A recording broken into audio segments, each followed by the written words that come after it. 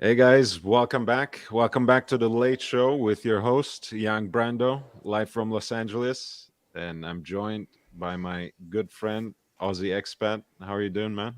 Good, good. Good evening, everyone. So From you rainy Las Vegas. hey man, it was a disaster here today. I don't know what's going on. I thought we would be over the rain by now, but it's not going away.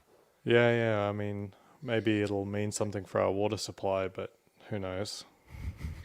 I mean, I guess the reservoirs are filling up, but they don't really I don't think they have a way of preserving most of it, honestly. Um, Yeah, but who knows? I mean, I've turned off the sprinklers for the yard because it's just raining so often, so predictably. There's no point in wasting water. so you had a conversation with your Rolex AD, is that right? You went there. Yeah. I knew it wasn't going to go very well. The discontinuations basically made everything terrible. Like, Okay. as I said, like the meteorites were going to be hard to begin with. Now they are literally discontinued, so makes them a lot harder. Hmm. Also cranks up the attention just a little bit and a lot harder.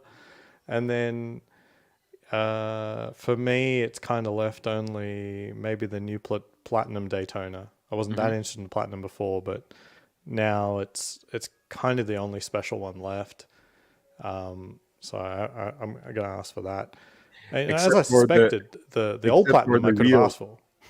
except for the real unattainables, right? Like the baguette The cut gem set ruby stuff, yeah. will be Well, set. I think that was in the cards. It's just Yeah. it's just sort of like that. That's one that just takes time in terms of Mm. they get maybe one or two a year, and something bad has to happen to the intended buyer. You know, for old Aussie expat to swoop in on that deal, someone had to have had a bad day and they missed their opportunity somehow. Mm. But that can happen, like weirder things happen in Vegas than that, so that's always a possibility. I rest my case, man. I know that's why you're in Vegas for the most part. But yeah, the yeah, on the new platinum, the answer's basically about like 1 in a million, and I said, so there's a good chance. Okay, let's go. Yeah, the There's a that possibility. Dumb and Dumber style, right? So you're saying there's a chance? Exactly. So, honestly, like she double checked whether or not I'd accept the old platinum, and I said no. Uh, Okay. like I'm So not there looking a was gift horse in the mouth or anything. It's just sort of like I can't pretend that I want it. I didn't want it before. It's just too similar, basically. uh so there's a chance of something slipping through the cracks as we had guessed, but you're not open to that when it comes to the Platona or Yeah, Platinum Day. not to that one. Not to that one. I'd be open to the meteorite still, but I think it's hard to say which one was rarer. I got the impression it was like 3-1 rarity on platinums versus meteorites, but who the hell knows? It's such low Yeah. numbers. I mean, honestly, I think I'm guessing they will be back. I know this is a very special watch for you. Your 40th, the 10th anniversary of your marriage, and everything. So you don't necessarily want to wait so long. I think they will come back. I'm not because the Daytona has become the real flagship of the brand. Let's not let's not be sentimental about it. I mean, I like the Submariner more. Others might like the GMT Master. Some others like the Day Date or Date Just, but the Daytona has been uh, more or less the conduit of the brand in the 21st century, and they usually preserve that as a canvas for their best gem setting, their most special dials. 90% of the time that goes to the Daytona. So I feel like, it's just a lull in production and they will come back eventually, the meteorite dials. Well, I mean, still, I mean, very commendable to Rolex for actually, you know, putting together a brand new watch for something that would be as hard as the Daytona to put together, honestly. Like the number of dials, configurations that have to replace is huge. I mean, look, let's turn the tables a little bit, because we give a lot of credit to high horological brands on this channel, but basically Lange just introduced their new chronograph, their first self-winding chronograph built in-house, their 71st caliber, so on and so forth. All great achievements. Has a very dynamic and special reset to zero system and whatever else. But all they can do is build 100 of them. And I think they're going to deliver that 100 over the course of 2 years. So at some point, you have to admire Rolex for doing what they do at a very consistent level and at such a high level of production. You know, for any other brands, replacing the entire line of Daytona in one fell swoop would have been disastrous to accomplish logistically. And Rolex already has the watches good to go because they have been producing them for the last 6 months. It's remarkable. It really is. I didn't anticipate that they really could do it. Like half the reason I felt that the talk of discontinuing the Daytona was BS was one, it really didn't need it. Two, Mm. it like it would just be hard. Like it would just be hard. There's just so many variations. And I'm just like, how do you do that in one go? Like they've just added more and more and more variations, and it seems unlikely. But hey, now that they're here, they can finally do the two-tone Ever Rose and Steel eventually. Like that's a combo that doesn't exist. We got a Ah, new watch there. Now there's no excuse. Just do it. Ever Rose and Steel. why not? Yeah. Yeah, I mean, look, increasingly they do it. They have been doing it for the Datejusts. They have been doing it for the GMT Master 2s for a while. Why not? That's actually a good idea. With, you know, instead of the champagne subdials, you do the sundust for contrast for the chronograph registers. I think it would be a hit. Honestly, the yellow gold is, it's a more old school look. Going two tone with the Ever Rose would be a hit. It would be a hit. I think it would be cool. Yeah, I've never, you know, sometimes being a Rolex fanboy means that you kind of, you know, home in so much into their vision that you stop thinking outside of the box, because Rolex usually doesn't think outside of the box, right? So I never even thought about it, and it seems so simple and so elegant as well. I Yeah, mean, and you they know, something literally like already have the parts, so it's not like this is like a huge more or leap. less. I think the only thing that would be unique would be the bracelet. Um, Yeah, I think it's just the bracelet. The other parts, it's all there. because I mean, yeah, they do two-tone oyster bracelets with the um I mean, obviously, On the root beer. yeah. Would that be? I mean, since this is a new case, I don't exactly know the dimensions, It but might that be pretty could be a close. retrofit for this case potentially. It might be pretty close. I mean, it does look like this is taller. Hmm. It might be pretty close. Maybe I mean, it's just going to be an just end an end link. link. It's Yeah, just an maybe end just link. yeah, probably. I mean, that's like you said, it's very much possible. Hey, Bezel and Big Meech. Big Meech just posted sent me a message. Usually he sends more enticing stuff on Instagram. So I just opened, and he sent me the Tag Heuer Aqua Racer in gold. And apparently they pride it for being with an in-house movement. And I said, I mean, if that house is a dump, that makes a lot of sense. What is this thing like? You know, that trying to. I mean, look, Rolex does this to a certain extent as well, you know, that trying to cut down on the stainless steel production and include more two-tone executions, more precious metal pieces in their catalog. But you know, some watches are not meant to be made in precious metal. It's okay. Let me try to pull this up. Yeah, Oh wow. Oh my I goodness. I genuinely thought it was bronze because that would make more sense, but no, it's let me see. Apparently they have a full gold version for this. It looks like a knockoff Aquanaut. Yeah, that dial. But wow, that's wow.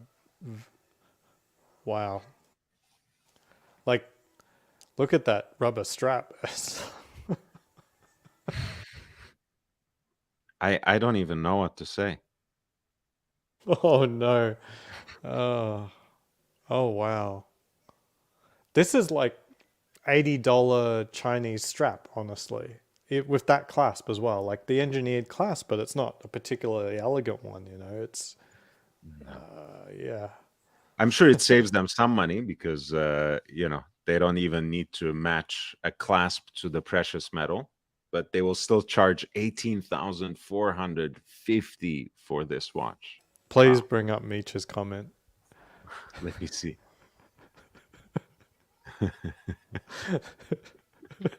This watch shits all over a Daytona. JB.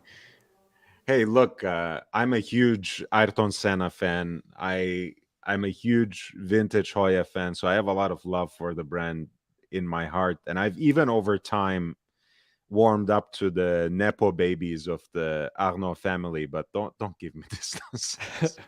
Schumacher wore a lot of tag. It was very disheartening to see my hero in I don't know whether it was Amazon or Netflix did a documentary on Schumacher, and wow, so much of that old footage he's wearing an aqua racer. I was like, oh no, don't please. Although you remember last year when we were covering the private sale of Alain Proust's collection, there were so many watches um, that were gifted personally by Schumacher from FP Jean and from other makers to his team director. So clearly he knows better, but he also knows to get an endorsement, I'm sure.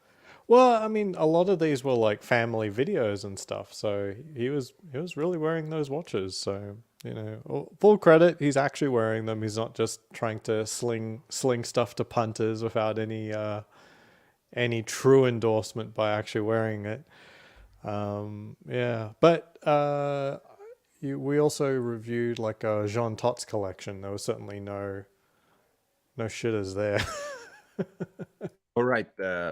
I'm so sorry. I mixed up my French guys. I meant Jean Todt. That's for sure. Yeah. Yeah. So that was what I was talking about. So there were a few pieces there that were literally commissioned by Michael Schumacher, or Michael Schumacher rather, and produced for Jean Todt at FP Jean and at so many other manufacturers. And I'm sure Schumacher had also his like reduced size Speedmasters, those colorful little beasts. Um, those were pretty interesting too. Let me see Can, if can I we can. rip on this for a couple seconds? So that rubber Please. strap, like it looks awful, and then that clasp is like $10 Chinese stuff, right? That's going to be like black PVD at best. It's going to flake off. I know Patek does the same thing, but I think a lot of people agree that Patek straps are kind of garbage as well. Where it's this sort of like scissor sort of deal here, where you got to cut the strap to be able to refit it onto the buckle and get the right size. Or does At not least everyone agree that the Patek straps are kind of shitty? at least out of the box, Patek's rubber straps smell good. Okay. Well, I'm sure their buckle is looks better than this. So whether or not it functions better is like, who knows. And Does it? then I mean, it's also I think one thing I do like about the Aquanaut's buckle on that rubber strap is the way that the Calatrava cross comes together. So there's some aesthetic attention and some design intention in the making of that I, I strap. at least in the example that I saw, one of the problems is the tolerances are not precise enough to make that Mm. super pleasing. But anyway, on the dial, I was noting that the date is sort of like prominently flanked by Swiss made. Like I mean on the aqua. Yeah, Mhm. so yeah, like the tolerances on that deployant is sort of, it's not exact, and you're trying to look at it as if it is exact. It's a logo or something that goes together, and there's always like a gap, which is you know sloppy. So yeah, like the Swiss and made is like really prominently flanking the date window there. But hey, they're flexing on Rolex for having a black background to their date wheel. That's pretty good. Yeah, I mean, the fact that they made an octagonal bezel for the rotation, just how, like, trying to be less original, as it were. It's just great. It's just great. Uh, That yeah, grooved, dial design is again. Oh man, I don't even know. I do like that the word Aqua Racer is written on top. Mm. There's a lot of people who buy these watches and they don't actually know what watch it is.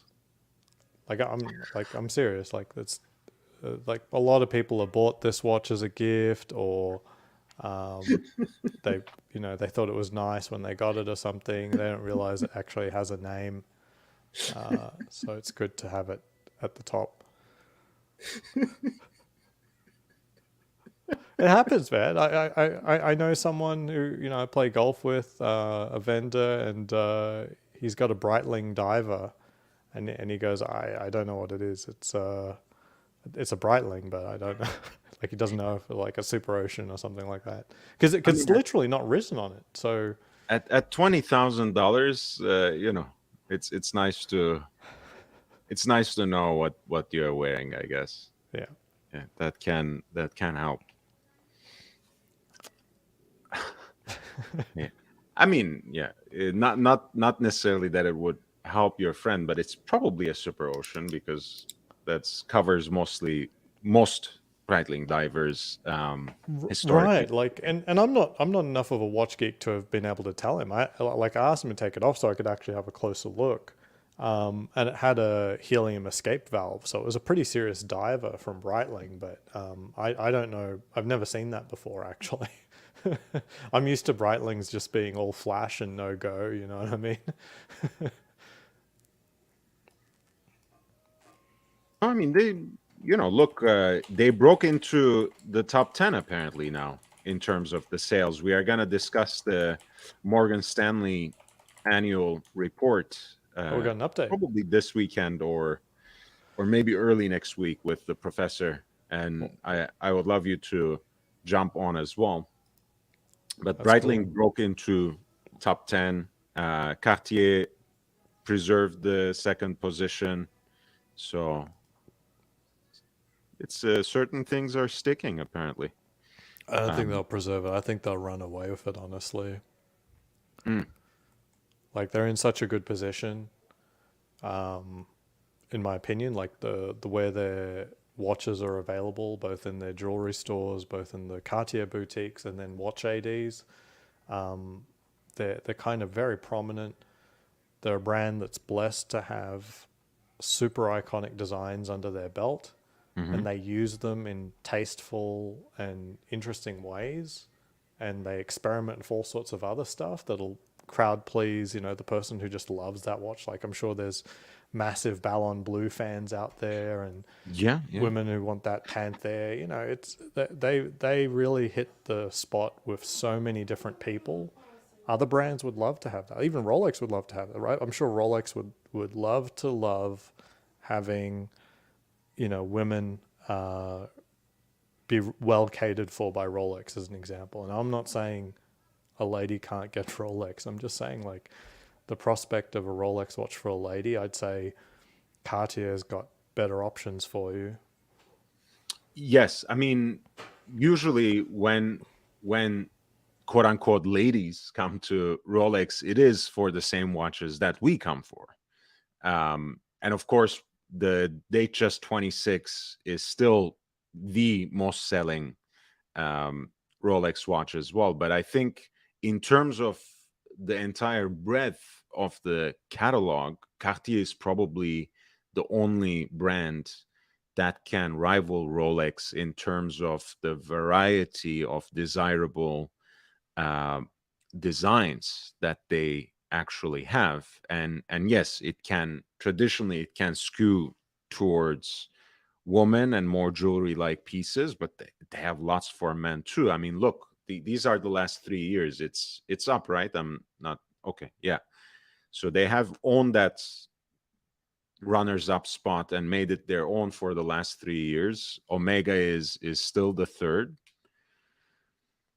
Audemars Piguet solidified apparently its place at four. Patek Philippe is the fifth. Richard Mille overtook Longines. IWC at number eight. Breitling at number nine. And interestingly, Vacheron Constantin continues its upward climb, and it's at number 10. And that Looks should be so, an so answer.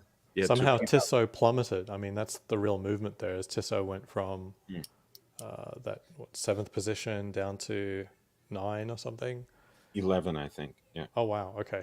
So Tissot plummeted despite having the PRX. I would have thought that they've sold like millions of those, but wow. I think PRX is the kind of watch that, just like we used to love the SKX, it's that kind of watch. Like it's for people who desire a certain style and who are a little bit in the know. It might not have the kind of mainstream appeal we perceive that it has, but in this pocket of the internet, it's been immensely popular. No doubt about that. Yeah, yeah, interesting. Yeah, I was just taking a quick look at the Santos, and there was an interesting discussion on another podcast about integrated bracelets. How outside of Rolex, it's integrated bracelets that really kill it. And Cartier have done a really good job of turning the Santos into a watch that's also quote unquote got an integrated bracelet with a little quick trick with the Hmm. bezel that isn't, it's very tasteful. They have an integrated bracelet look. Something I think that'll be a little harder to pull off with most of Rolex's designs, the Oyster case. But I mean, they are doing it though. So the way that Rolex is trying to get to that integrated look is by thinning out the lugs and widening the bracelet. So that Explorer 40 now has a 21 millimeter lug width, like the Hmm. the 12 series sub, which is getting a lot of praise for its proportions and everything.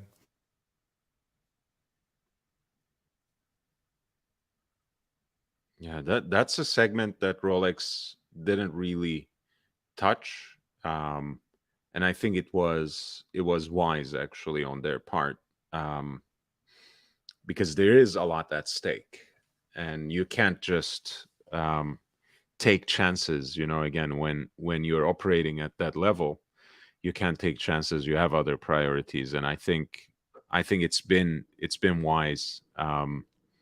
I think IWC's entry will be very popular. I think people have been waiting for Ingenieur's return for a while now. I think that might give them a boost, I but think we'll see ultimately, them drop. yeah. I mean, they have Well, been they have been on an upward climb, honestly. So it's I think IWC and Breitling have really re, how should I put this, added to their brand equity over the last 5 years. yeah, Again, personal feelings aside.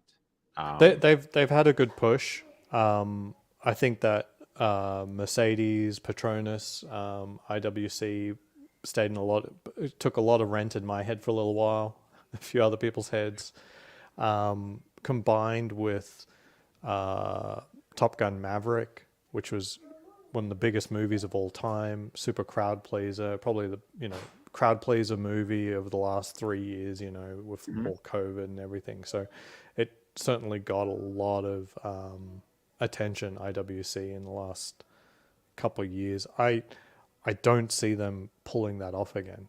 I think Breitling, in my opinion, are doing a good push as well, but they're doing the push with the watches, as in, I think they can repeat that, but IWC is not going to have another Top Gun. There's not another Maverick movie coming out next year. Basically, and I do think that kind of thing does sell watches.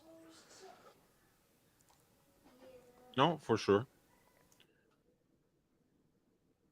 Yeah, look, I mean, the again, it's one of those things I guess we kind of lose sight of in our navel gazing. Sometimes what the mainstream follows and goes after, we can, from our myopic perspective, perhaps not necessarily get. And to have a movie that everyone watches, and to kind of place your product in there makes all the difference. I mean, people say this. I mean, Jean-Claude Biver says this all the time. James Bond may not have saved the world, but it certainly saved Omega. I think Omega would have been in a different place now if it weren't for the Speedmaster 300 Professional as the Bond watch since the mid 90s consistently. Yeah, for sure. It's and the Top Gun was featured so prominently in that movie. Like every single character wore it except for the ones who have money. Jesus Christ. You always have to come up with a zinger. What was the two? So it's Maverick and Penny, I think, was the love interest. She was wearing a beautiful 1016 Explorer. I wondered how they got away with that. The movie's so prominently pushing IWC, but they weren't able to get it on on Maverick's wrist or Penny's wrist somehow. Well, I think that's probably how it was arranged. That's probably how the contract was struck.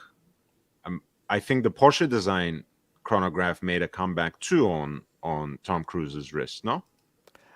My understanding is that's the original one because I think it was the producer's watch at the Hmm. time. And so he had Yeah. it still. So it's actually literally the same watch in the movie. I think that's Yeah. what was told to me. Yeah. So and also it's. I mean, there's that story, by the way, about James Bond's Rolex as well, right? That the Right. famous Submariner was also the producer's watch, and that's why it's worn on a ill-fitting Yeah. NATO strap rather than a bracelet, which wasn't his. So it wasn't really arranged for Sean Connery's wrist. But I like that kind of mythology. By the way, that does fit into the IWC brand's history and genealogy as well, because the first Porsche Porsche design. design Yeah. chronograph 1 was produced by IWC, although afterwards it was made by Orfina, Eterna, and some other brands as well. So even that kind of can be recapitulated and told as a story that belongs to IWC. What surprised me above, by the way, again, we don't have to go into a lot of detail on this, but with all the, speaking of hypes and surprises, with all the outcry about how much of a resounding success the Moon Swatch was, Swatch lost its market share down to less than 20% now. And I guess I love saying I was right, but there you go. Hey, there's also, did I see the word China listed here? Underperformance of China. Yes. Are they talking about their factories in that sense? Underperformance of China. Well, they did fail to release anything last year to actual stores, so maybe that's part of the story there. Oz, I mean, I keep telling you, you are an integral part of this show, but today you are on a different kind of level, really on top form. Um, in the first place, I think maybe implicitly they mean exactly what you said, but in the first place, of course, they mean that the market was closed down for a long while, and the Chinese market of luxury goods was the most affected by by the pandemic. So Swatch Group, and to a lesser extent, I think LVMH ended up really hurting apparently last year, because they had that sort of exposure to the Chinese market. Bulgari lost out a lot apparently. So did Swatch Group. Whether that also hurt their production,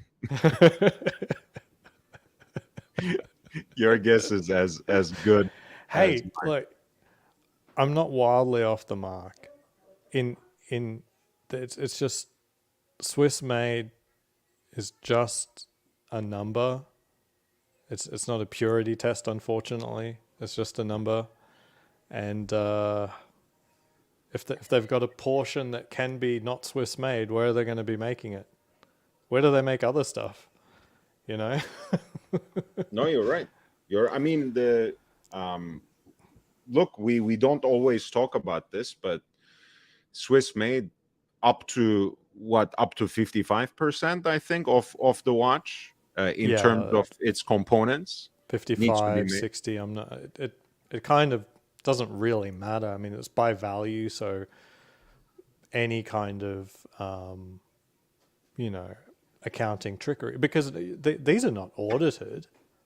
Like, like, do you think with Swiss privacy laws that you're able to go in and deeply inspect any of these things? The only thing you'd be hoping for is a whistleblower. But even a whistleblower, like, it'll be smoke and mirrors about what exactly is or is not. How do you say, by value Swiss enough? I I don't have to stretch too far. There's no way that, say, the lower end brands like the Hamilton and Tissot are 100% Swiss. No, no. I So, mean, I think that's so that's not even implied, anyways. But exactly. So, but yeah, I mean, branding is everything, right?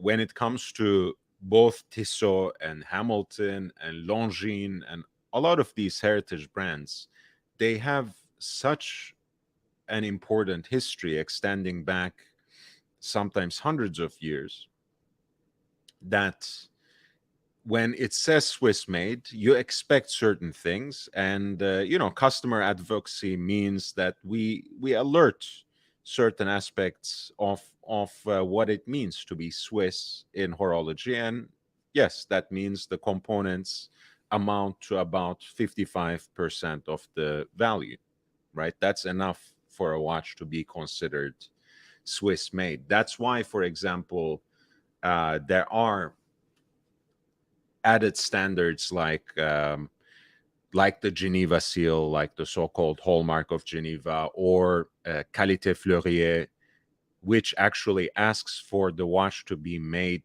in Switzerland 100%, right? So there are standards like that. Qualité Fleurier, I think, is the only one that asks for 100% Swiss made. interesting. Interesting. It's like a USA made equivalent. Yeah, very interesting. Look, I'm not a Switzerlandophile, or however that term is, right? So I'm not saying they must do it, or that sort of thing. My rubbing isn't just to say that Swiss is the best and it's the only way to go. It's just about, how do you say, trust, integrity. These are kinds of things we do appreciate. The Swissness is sort of like, it's like a sticking point rather than, how would we say, a badge of honor. Like putting the Swiss made, it's just sort of like, I don't know. I care more that it's, like, for example, a Rolex. I care more that it's a Rolex than it is Swiss made. Hmm. And when you get to an Omega, you have to care that it's Omega rather than Swiss made. As in, to any extent that you think Swiss made lifts up the brand, you should really deeply question that. You know, it's a little bit of fluff, in my opinion. I think, like you said, trust, integrity, transparency. That's also the reason why a lot of serious high rolling collectors started valuing and in fact going to independent brands, because they know a lot of times exactly where the component parts of a watch are coming, uh, who really participates in the making of their watches.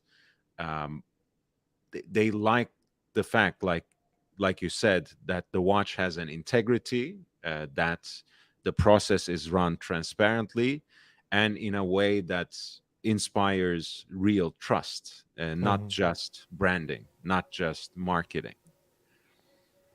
Yeah, and there are places where the Swiss made, like, absolutely, I think you shouldn't even bother with it. I'm surprised I didn't. It was the condition we talked about the other day, and that is the gem set watches.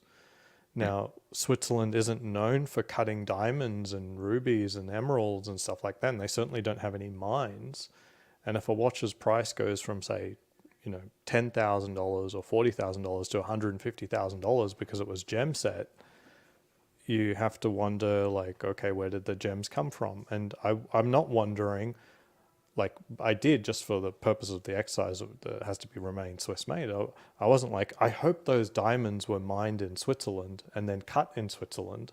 Like it'd be foolish. Like the diamonds, like maybe they're made in Antwerp or New York or something. I was like, fine, that's perfectly fine. And in which case, don't put the Swiss made on it. Just be transparent about, yeah, the watch is Swiss, but the diamonds came from, Antwerp. So it's not literally Swiss made, but it's still a Patek or it's still a Rolex or whatever.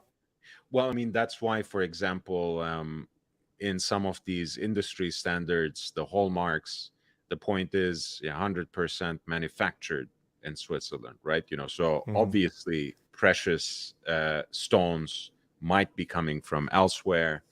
Obviously, there's a chance that the gold is mined somewhere else. Although when it comes to Fleurier, Chopin really takes things to next level. Now, 80% of their steel is actually recycled. 100% of their gold is fair mined, and actually, they also have their own foundry, which is insane at that level, right? Because they're certainly not Rolex, even though Chopin also has broken into top 20 in terms of the sales. um, there are brands that take it to the next level, and I think that's why a lot of enthusiasts appreciate them. Otherwise, like you said, it's enough to put your trust in a brand sometimes, because you expect them to get most things right. So when you figure out that uh, the sausage is not really made in ways that whet your appetite, you can become bitter very quickly. Mm-hmm. Yeah, yeah. And the same story goes for like the in-house stuff. All the Right. rumors, oh, everything's in-house. It's like, when do you think that happened? By how much? Does it really matter? Did it ever matter before?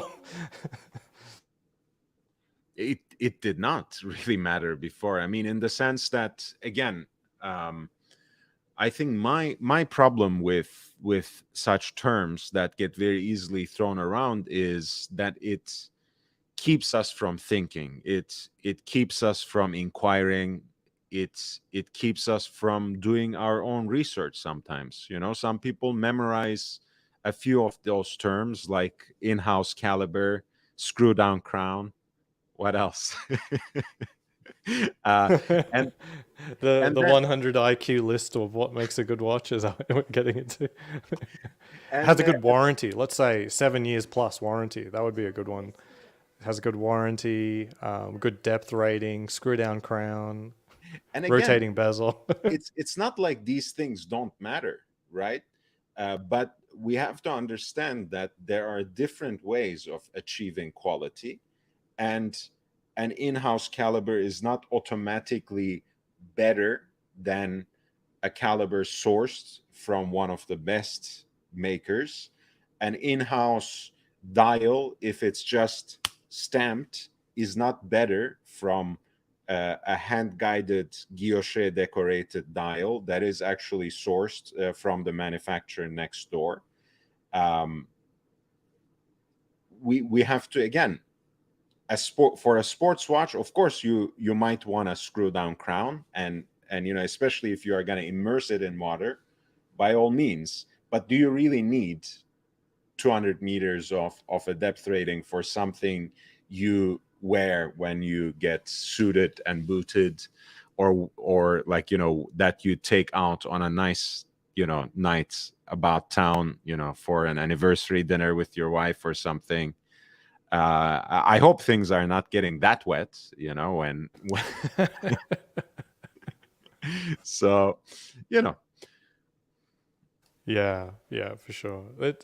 Uh, but yeah, not. I don't want to get into screw down crowns too much. Like, just you you can have water resistance without a screw down crown. Um, but yeah, it's been interesting. I'd be interested to see the when the Swiss Watch Confederation has another report. Like, we have had a lot of speculation and talk about the trends for precious metal watches, which overall have always gone down. If we say always as being the last 20 years. yeah, we will talk about this report. I will send it to you in the background as well, and we can go from there. Either sometime Saturday or maybe sometime next week. Hmm. Yeah, yeah, very cool. Yeah, so yeah, I don't know what's going to happen. The Platinum Daytona, I'd like to get it, but no good. Oh, Pavel, Aussie, can Vegas real estate just? You might want to bring it up. Yeah. Super chat, thank you. Pavel, great to see you. Aussie, can Vegas real estate just crash 30% already?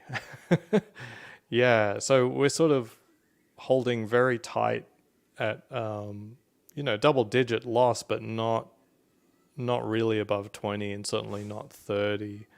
And it's just a holding pattern. It just is a holding pattern. So I've got neighbors down the road. I play golf with them. They're really nice, older couple, recently retired. They want to move to the Seattle area, close to where you are, Pavel, because they've got a grandchild there. They'd like to spend more time with their son and grandchild. But they put off their decision making for like 6 months because they realize they're not going to be able to sell the home for reasonable value, and so they're finally pulling the plug and they're saying, okay, we're going to move and we're going to rent it out. So I think the dynamic right now is that there's a lot of rental inventory coming on the market for all these people who have given up trying to sell at quote unquote reasonable value. Now these things will sell. You just gotta not be unrealistic about the price. And yeah, for me, I don't know what my next move is. I mean, just earlier today, I was even thinking about moving back to London because for my son to get a British passport, I have to go back there and live there for like 3 years. And look, if I was a young boy, say in my teens, I'd love Yeah. to live in London. It would be just so fantastic. Get on the tube, you can go anywhere, do anything. It'd be a great experience. So Wait, doesn't your son? I mean, I don't know British citizenship laws. You're a UK citizen, right? yeah, yeah, it's complicated, but basically, I got it from birth because my father was British, but that doesn't apply to my son because the way I wasn't born in England.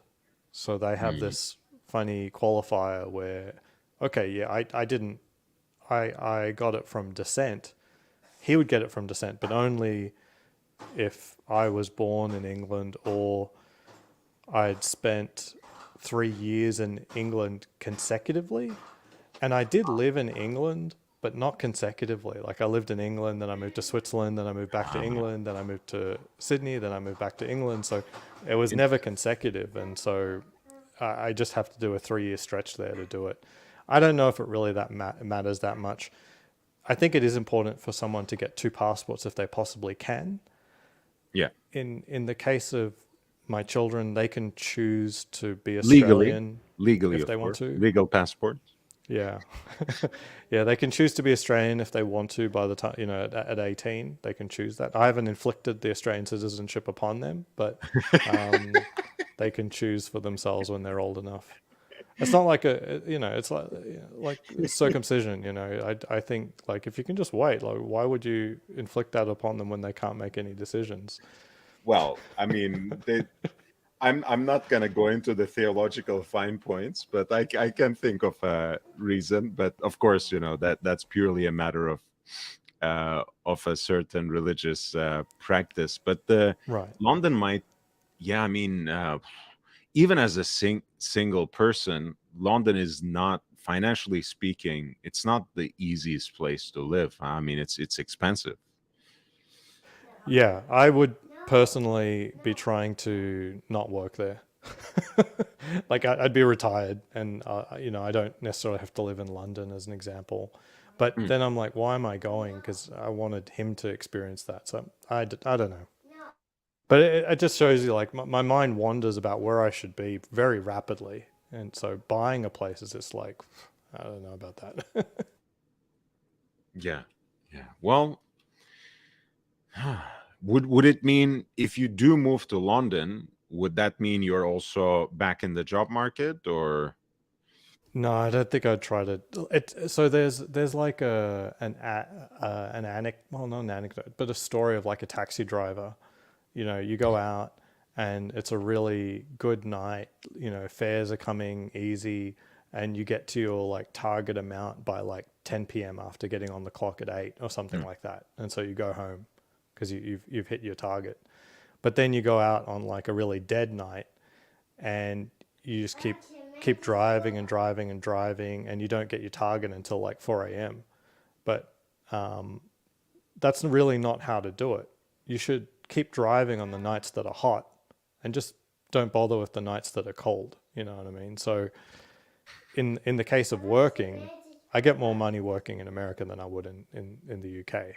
So if I was still in it to make money, I'd still be here. So that would be because you were also floating these ideas. That would probably be an early retirement and a passion project that you would pursue if you do relocate to London. Is that what it means? Exactly. Exactly. I wouldn't be going there because I'm still on the hunt for more money. It would be just like I'm just trying to make the most out of life, basically. And if I happen to work, it'd be for something that I was enjoying. Like your watch spotting in adult themed movies, for example. That's a project you can conduct anywhere in the world, globally. uh, yeah. Would that have to be Aussie? I just dropped the link, by the way, guys, for Aussie Expats Watches channel. If that takes off, would that be a third channel on YouTube? Or are you planning to convert one of your channels to this passion project? Interesting. Well, I mean, if it's watches, I should be able to put it on that channel still. It's not a problem. Yeah. But you were thinking about that kind of project, right? What would you do if you were to, now that you are Yeah, almost lifestyle 40? business. Yeah. Retirement doesn't just mean spending your money. It also means you're just going on a different chase, a different thing. And like for example, I learned that from a pretty early age. I played a lot of World of Warcraft in my early 20s, Nice. and even if you want to do like the South Park, like no lifing it, like you just 100, quit my job, get welfare, and just no life it, just get everything to revolve around World of Warcraft and game.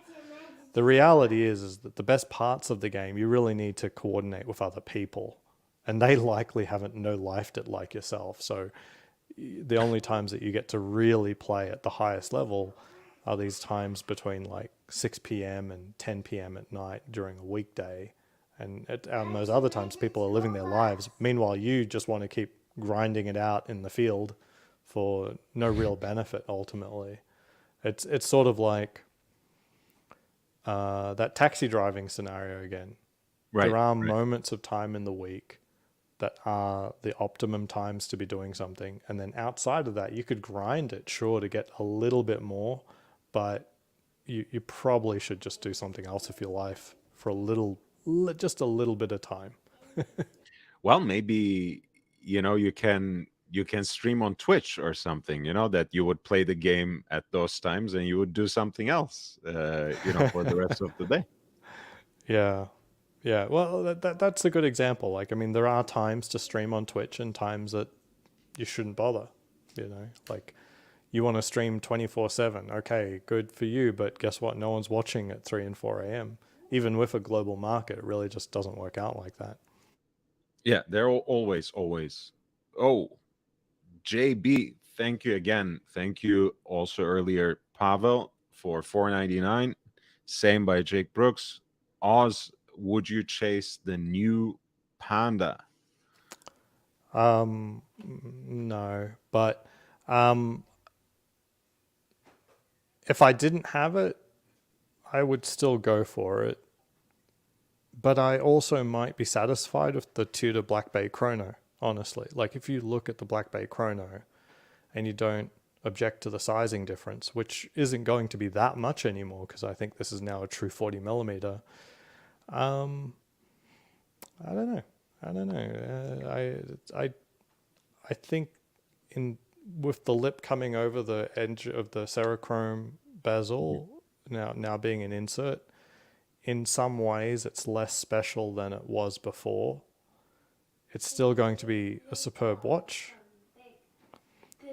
Jake Brooks is saying that's one of my wrists. Yeah. I think the Black Bay Chrono really nails this sort of vintage look. Like, so a lot of elements on this watch, as you point out, young Brando, very vintage inspired. Mm-hmm. I'm just half wondering if this is evidence that Tudor and Rolex aren't really collaborating that much.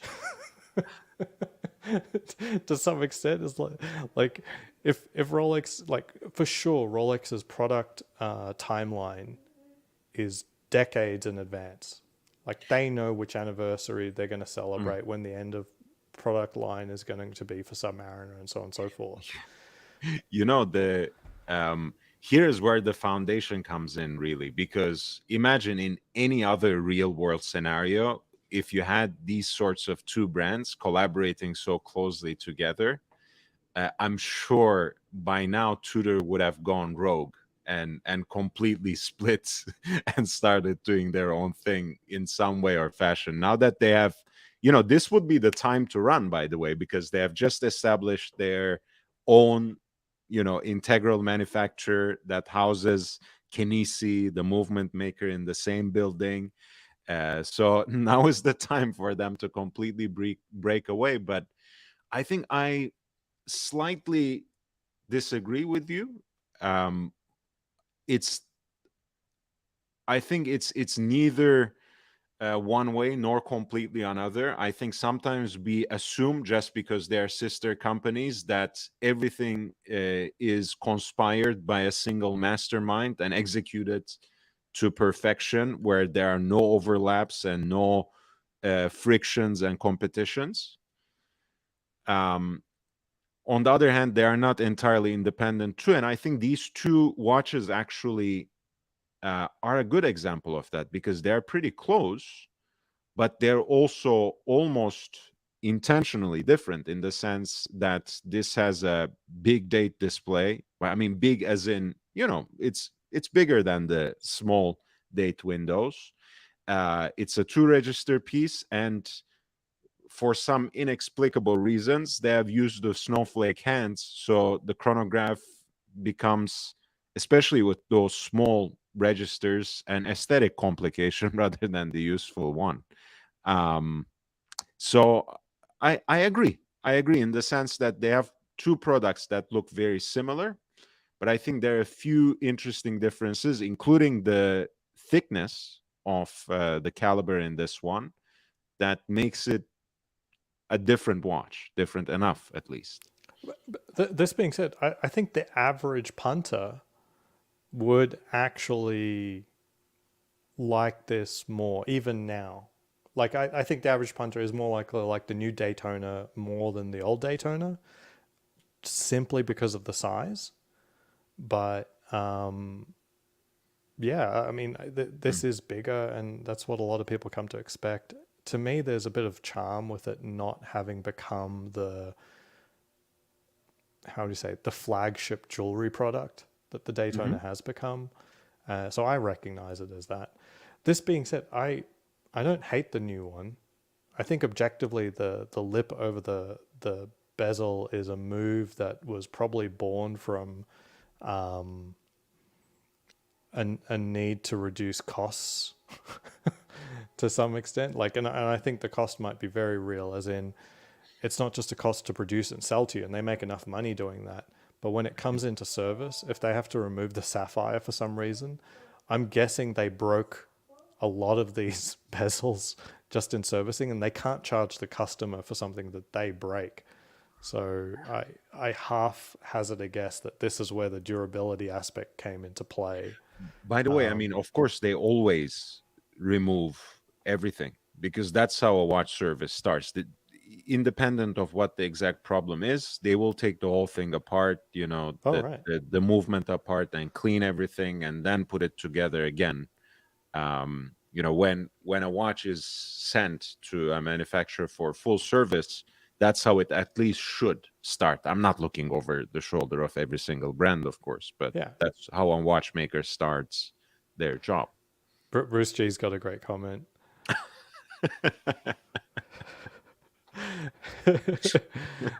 Yeah, the Chrono and Daytona share legibility. So I 100% agree. I don't even attempt to read my Daytona. I don't. Not even the time. Never mind using the damn registers. There's just no way. It's a good thing the screw down pushers are there, because otherwise I might be tempted to try and inflict my eyes with the chore of trying to read elapsed time on that device. Also, just going back to something that you said about the proportions of the Black Bay Chrono, I would also think that to a first-time customer who doesn't necessarily care about Rolex, who's not necessarily on the Daytona hype train, I can see how the Black Bay Chrono perhaps plays even more heavily into that chronograph sports watch ethos. It is like a thicker slab on the wrist. It's a little flashier, sportier, whereas Daytona has always been on the more elegant, sleek side of things before it even became a more jewelry like luxury aspirational object. So I can see how this can be very attractive, if not more attractive, to the average person, for sure. Yeah, yeah. I told my friend to get one of these when he saw it, and it was actually in the Austin Bend Bridge, just in their case. And Mm. I'd never talked to him about it before, but he's really into watches of this size, and he loves the Daytona in terms of looks, but he felt it was too small. I never bothered telling him about this watch because it's just been unobtainium, and it would be stupid to try seek this watch while it is unobtainium, right? It's like, don't go to your AD and start begging for this watch and buy some other watch to get a Black Bay Chrono. Just wait. But lo and behold, he found it there in the Austin AD, Nice. and that's the first time he ever saw it. He didn't know it existed, And he called me, and I'm like, she's not lying. Those are hard to get. Like, I'm shocked that it's in the case. I was at my AD today. Yep, there's no Black Bay Chronos in the case. The black one's been in and out, but certainly not the white one. Yeah, I mean, the only reason I have a skewed perception when it comes to a lot of the Tudor pieces and their availability is because, we are spoiled in Southern California. We have two boutiques which are very well stocked. You might not always just walk in and get the most desirable piece on the spot like that, but they deliver really fast if it's not in the stock, because Tudor does genuinely push the boutique model, and they reward their boutiques by giving them their best stock on a very reliable and consistent basis. So Right. my perception of that, of what is, in the case or not when it comes to Tudor, is a little skewed, because I usually take a You look can at see them, yeah. either, yeah, either the Westheim Run 1 or the Tourneau Run 1 here in Westfield or South Coast Plaza. So there's always something. I'll tell you what is interesting. Like you talked about boutique versus, what I'm experiencing at multi brands. I was talking to someone else in the community. The Rolex boutiques 100% get more stuff. 100%. Like there used to be a rule that I heard a while back saying, look at the cases that they have. That gives you an indicator of how many watches are delivered per month. Mhm. Roughly. Maybe it's a multiplier, maybe it isn't. But if they've only got, like, say, one case with like 16 slots, maybe they're only getting 16 or 32 watches a month, And then you start dividing that. Half of them are going to be Datejust. The other half might be sports models. Of the sports models, you start dividing there, and then all of a sudden they're basically seeing one Daytona a month. But that math is out the window, apparently. Like all of the new refits of ADs, even a multi-brand, there's less emphasis on case space. Less cases, the better. And if it's a boutique, it just seems like they get an ocean of product. It's as simple as that. A boutique will have an ocean of product, including the very high end, including gem set. So it's interesting dynamics from what you can just tell by the storefront. Basically, the storefront doesn't really tell you how many of the watches they're getting anymore, but boutiques get more. I think also the other thing about Southern California as a great market for authorized dealers is you have these kinds of, not gigantic, but pretty big and well established jewelers and dealers that have multiple branches, dedicated Rolex boutiques, like Gary's, for example. Um, and they get a lot of watches. And no matter how popular Southern California is as even a global destination, um, to say nothing of a thriving local population, which is relatively affluent, um, even with all the taxes we have to pay, we still find some money to spend on watches and luxury objects. Uh, they get a lot of watches. They do a lot of volume, so it's actually not too bad to get an allocation to these boutiques, or chance upon even some things that they have in the vault, and for one reason or another can actually offer to you, because like you said, Ozzy, earlier, about much rarer category of the watch. But sometimes they bring in something, they offer it to their most favorite customer, that person doesn't take it, the other sales associate calls someone, they don't take it, and before the end of the day you happen to walk in and they actually have something to offer to you before it makes the turns tomorrow again. So they these kinds of dealers have a lot of volume. Pubbles made an interesting comment. I regret not buying the John Mayer. It's worse than the bubble right now. I'd love to hear more about that. Look, I don't blame you. For me, yellow gold's not a thing either. Now, given the proposition, would you buy a John Mayer if it was offered to you?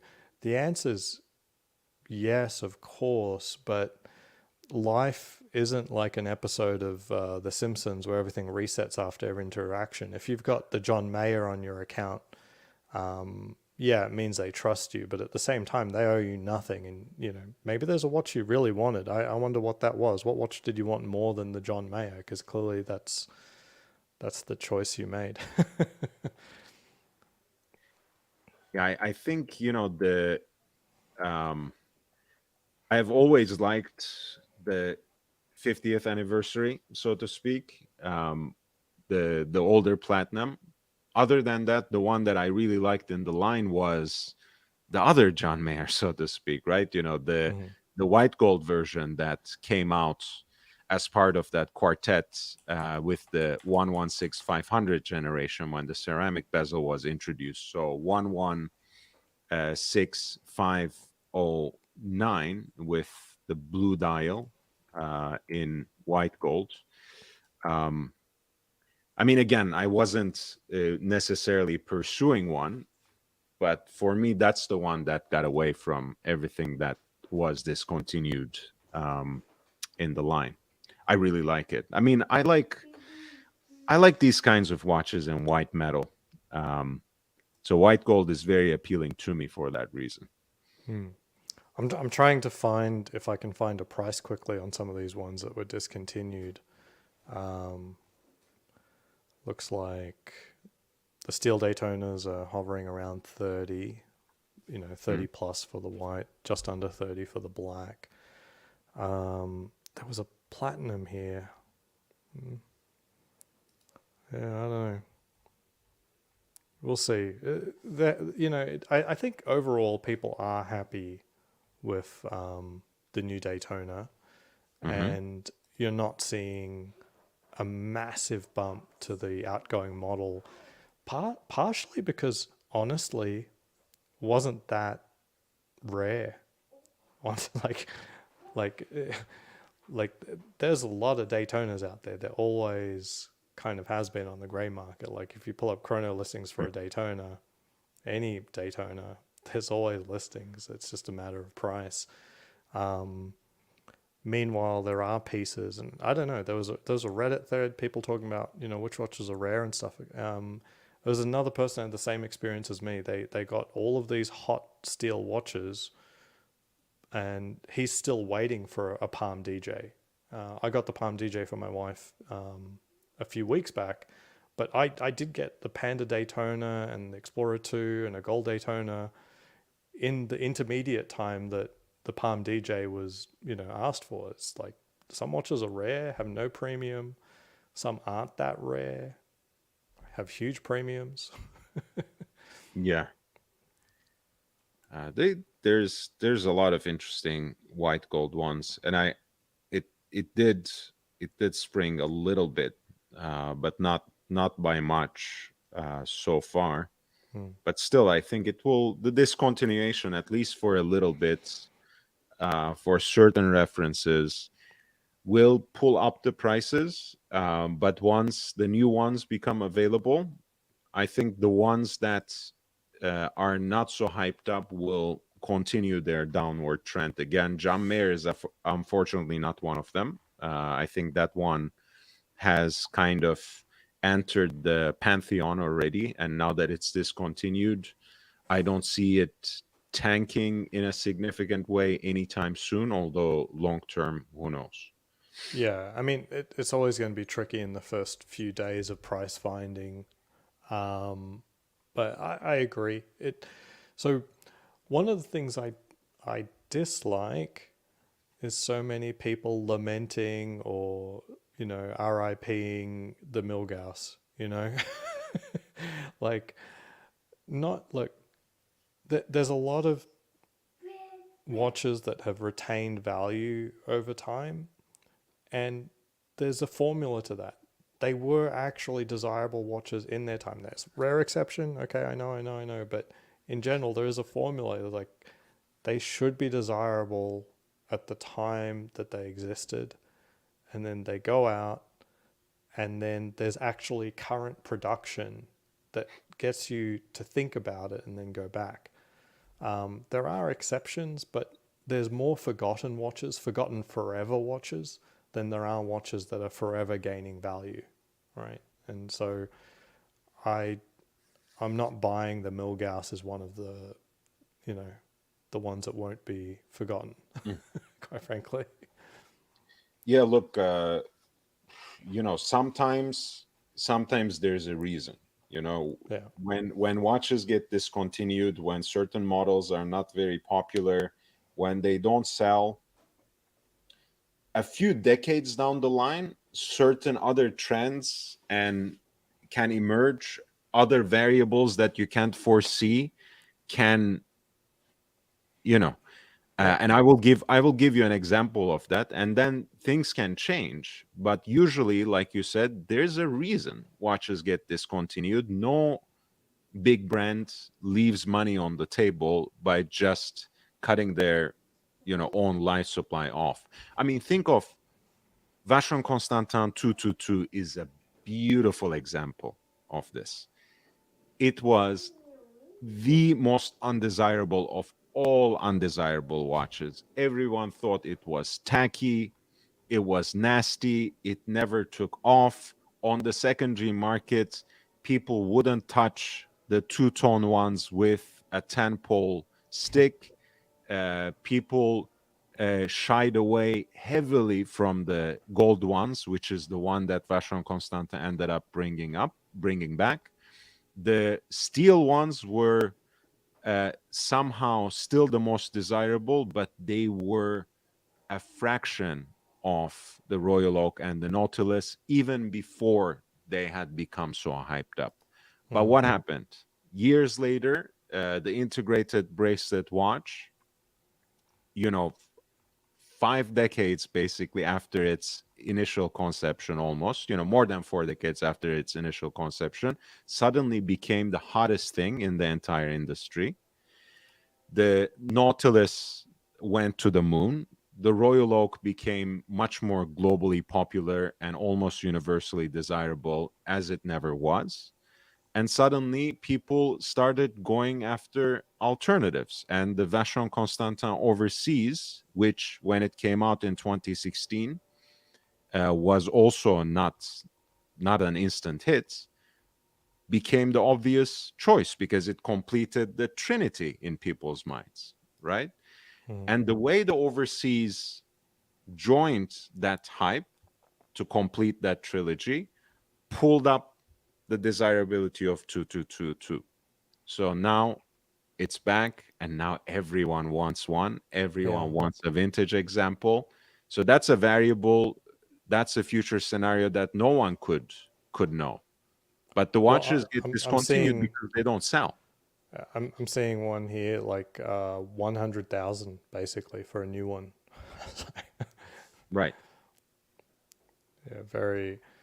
So I mean, I could be wrong, but you'll end up burning way more money picking up forgotten watches than making money on forgotten watches. Honestly, like yeah, we know there's forgotten watches that are hidden gems, but you know, I don't know. I was talking to someone earlier today about NFTs, like like those have like well and truly tanked, and it was just what my friend was saying was that everything was just so expensive and people had just tons of money at that time, like that time period 2021, that they just had to invent something for where the money could go to that looked like you were getting in early, you know what I mean? Because everything in terms of price was so mature, everything was up, nothing looked cheap. So sometimes, chasing the speculative, value play is just a terrible idea. Like you would have been better off in things that were more well established, even if they were more expensive. You wouldn't have lost as much money. I think the UK based lifestyle slash watch sales website platform, A Collected Man, has an article from a couple of years ago called "Some of the Mistakes We Have Made in Buying Watches," and it's a very educational, very informative story. I would highly recommend. I will drop the link in the chat. Oh, I'd love But to see it. they talk exactly about the kind of scenarios, where they were looking for certain niches, and some of the watches, even when they were picking up in value, were so complex and complicated and needed so much overhaul and such a detailed service that it just wasn't worth it. Like the watch I'm wearing is, for example, an example of that. Universal Genève, right?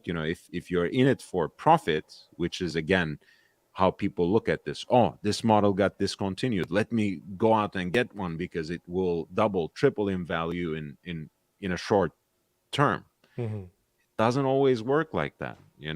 So I mean, you were that's not looking a at the calculated the risk. white gold Daytona in blue, right? The other John Yeah, Mayer, and what was the asking price on that? Was like 39 or something, yeah.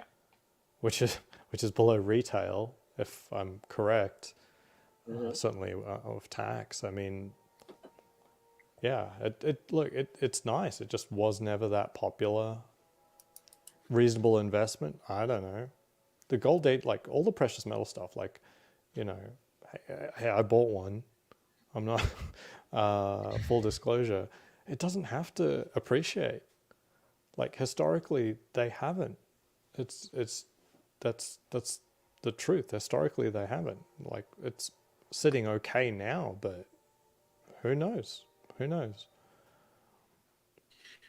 We don't we don't have anymore though an interesting dial option for white gold, right? We don't really have a white gold Daytona anymore right now. No. Yeah, I look. I think you have to see these watches in person. Mhm. Of course. And like I'm sure they're all actually stunning. Really, that simple. There's probably isn't an ugly duckling in the whole collection, including the two tones. You know, it's I don't think there's any there's not a single one you would kick out of bed, right? So No, I they, didn't mean it in that way. In the sense that, like, we have the silver dial. We don't have a have a different color option really for the white gold right, like versions they're of the killing it with the Daytona. sort of the That's what I panda meant. look. I think that new dial with the filled in sub dials is looking Hmm. really nice on the white gold. Um, so yeah, there's some stunning watches, and we'll can't wait to see people get some of them. I previously I felt that the Oyster Flex was the better model to get with the Cerachrome bezel. These days, I'm not saying this is bad in any way. I've now flipped to saying the full precious metal, full bracelet are the better looking ones. The I just prefer that in terms of the look. I don't like And now you the have one, right? For Mrs. Aussie Expat. yeah, exactly. Like but for what I was thinking at the time was she has the full bracelet and then I would go Oyster Flex, Hmm. and that's just the look that I would prefer. If I was getting one for myself, it would be full precious metal. Um, I did ask for the platinum. Even I'm not. Look, I'm better than 100 IQ. Okay, so I don't. I'm not completely sold by like, oh, exhibition case back. That's I must have it now. Um, but at a meta level, it is clearly a very special watch to Rolex, and I really, I'm a Rolexophile. I'm a fan of the brand, and I recognize it as a special moment for Rolex. I don't really give a shit about looking at the movement. I I don't.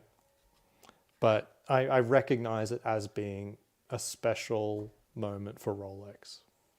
Yeah, and it is important. I mean, for an oyster case to have an exhibition case back in regular production, it's a very unique thing, and I like the fact again that they have used that moderately, that they have not simply extended it or universalized it in their catalog. Um, some Cellinis had it in the past. Now the new Perpetual 1908 has it, and that is again a very special caliber for Rolex. Even though I'm not overall enamored with the watch, I like how sleek and thin that watch is. Um, and in this case too, with the platinum, the 4131 with an exhibition case back, if you are going to do that, you might as well do it with, with the jewel on your crown. You might as well do it with a chronograph movement, which is probably one of the more interesting, one of the more complicated, comparatively speaking, movements that you have within your lineup. So it makes sense in so many different ways. And I'm glad it's reserved, just like the ice blue dial in a way, for one watch within that Rolex professional line, within that Rolex Oyster case setup. I finally found a John Mayer for sale. Okay, send the link so I Yeah, can I've pull it up. sent a link to just a snapshot. I'm not saying go buy it. It's not a. I'm just trying to find prices basically. So it's a relatively new one, October 2022, not unworn condition, not stickered, but looks like it's excellent, complete, and 96,000. So under 100K. Holy, wow. So that's Yeah. a good deal. But I was also seeing a platinum for 120, the older model, and I'm Yeah. like, should I just say I'm open to getting the platinum? For sure, it's got better. Yeah, I don't know. It's got a reasonably good track record at this point of holding value, but there were plenty of those platinum Daytonas that were sold under retail from the AD.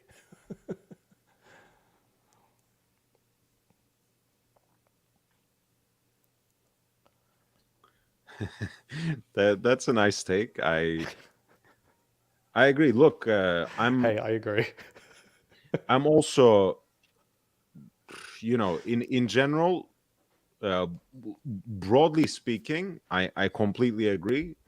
Personally, from my personal perspective, unless the movement is something to write home about, either in terms of complexity, complication, or finishing, I abhor exhibition casebacks. And most importantly, I like watches that are thin. So anything that adds to the case thickness without giving me something truly enjoyable and admirable, I detest it. So I'm not a display caseback Right. person for the S- sake of it. Same. If it wasn't there first, I don't think there's like if they threw a display case back on the Yacht Master next year, I'd be like, what the hell?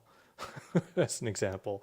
But so just to read out, if anyone's only listening, display case back on the Rolex tantamount to a car maker finally installing a sunroof.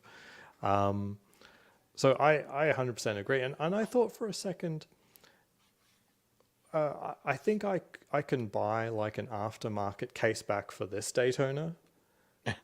It's for Yeah. like probably like $300, right?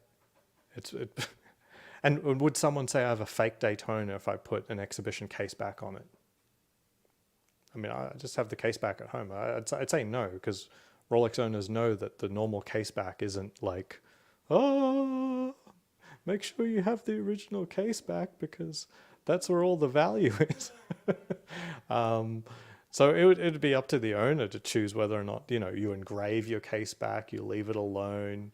If you wanted to put an exhibition case back on it, Friggin' go ahead. It's a pretty easy mod.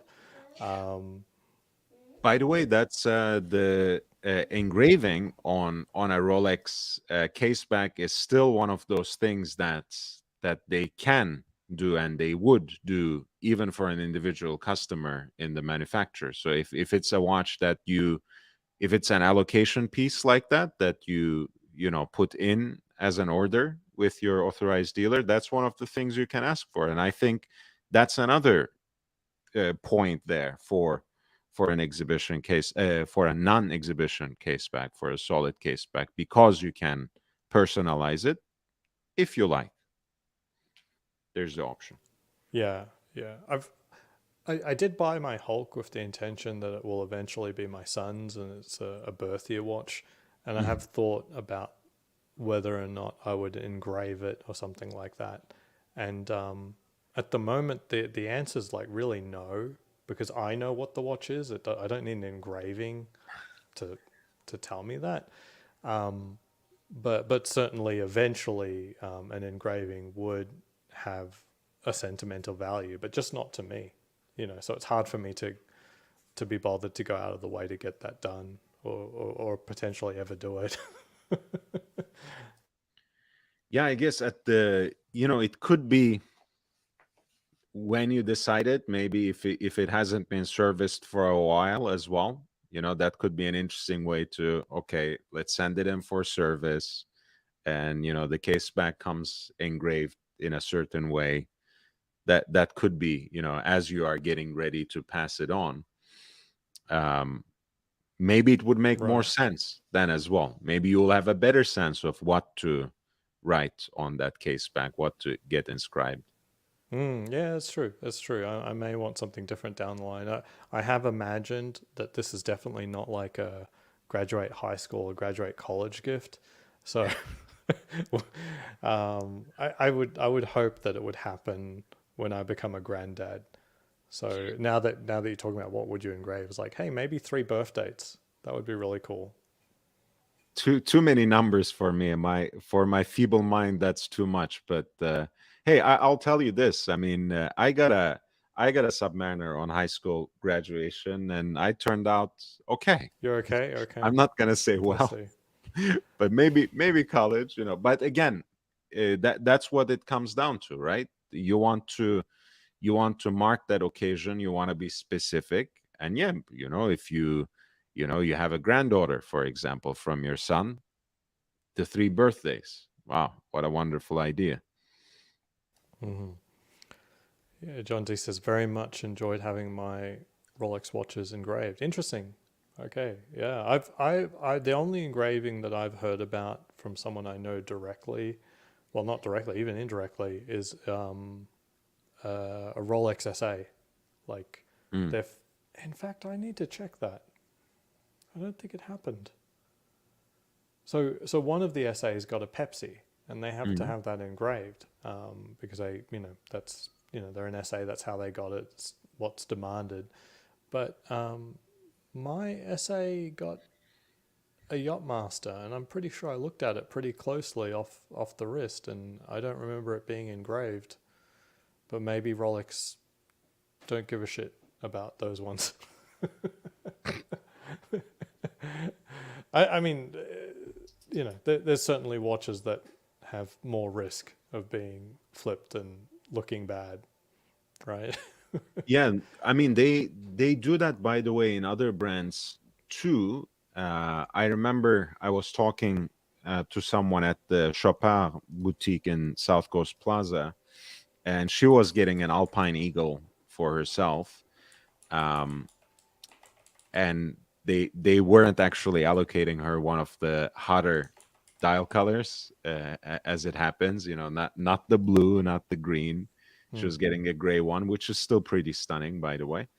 And she was getting an engraving, and she chose, like, one particular number because it was like, the a date that was shared between her birthday, her mother's birthday, and her grandmother's birthday. Let's say Hmm. it was 5. I think it was a more meaningful number, but I don't want to disclose, someone else's business for no Right. reason. But just one single digit number that kind of connected these three birth dates. So when you said three birth dates, it immediately clicked with me because I heard this story just relatively recently.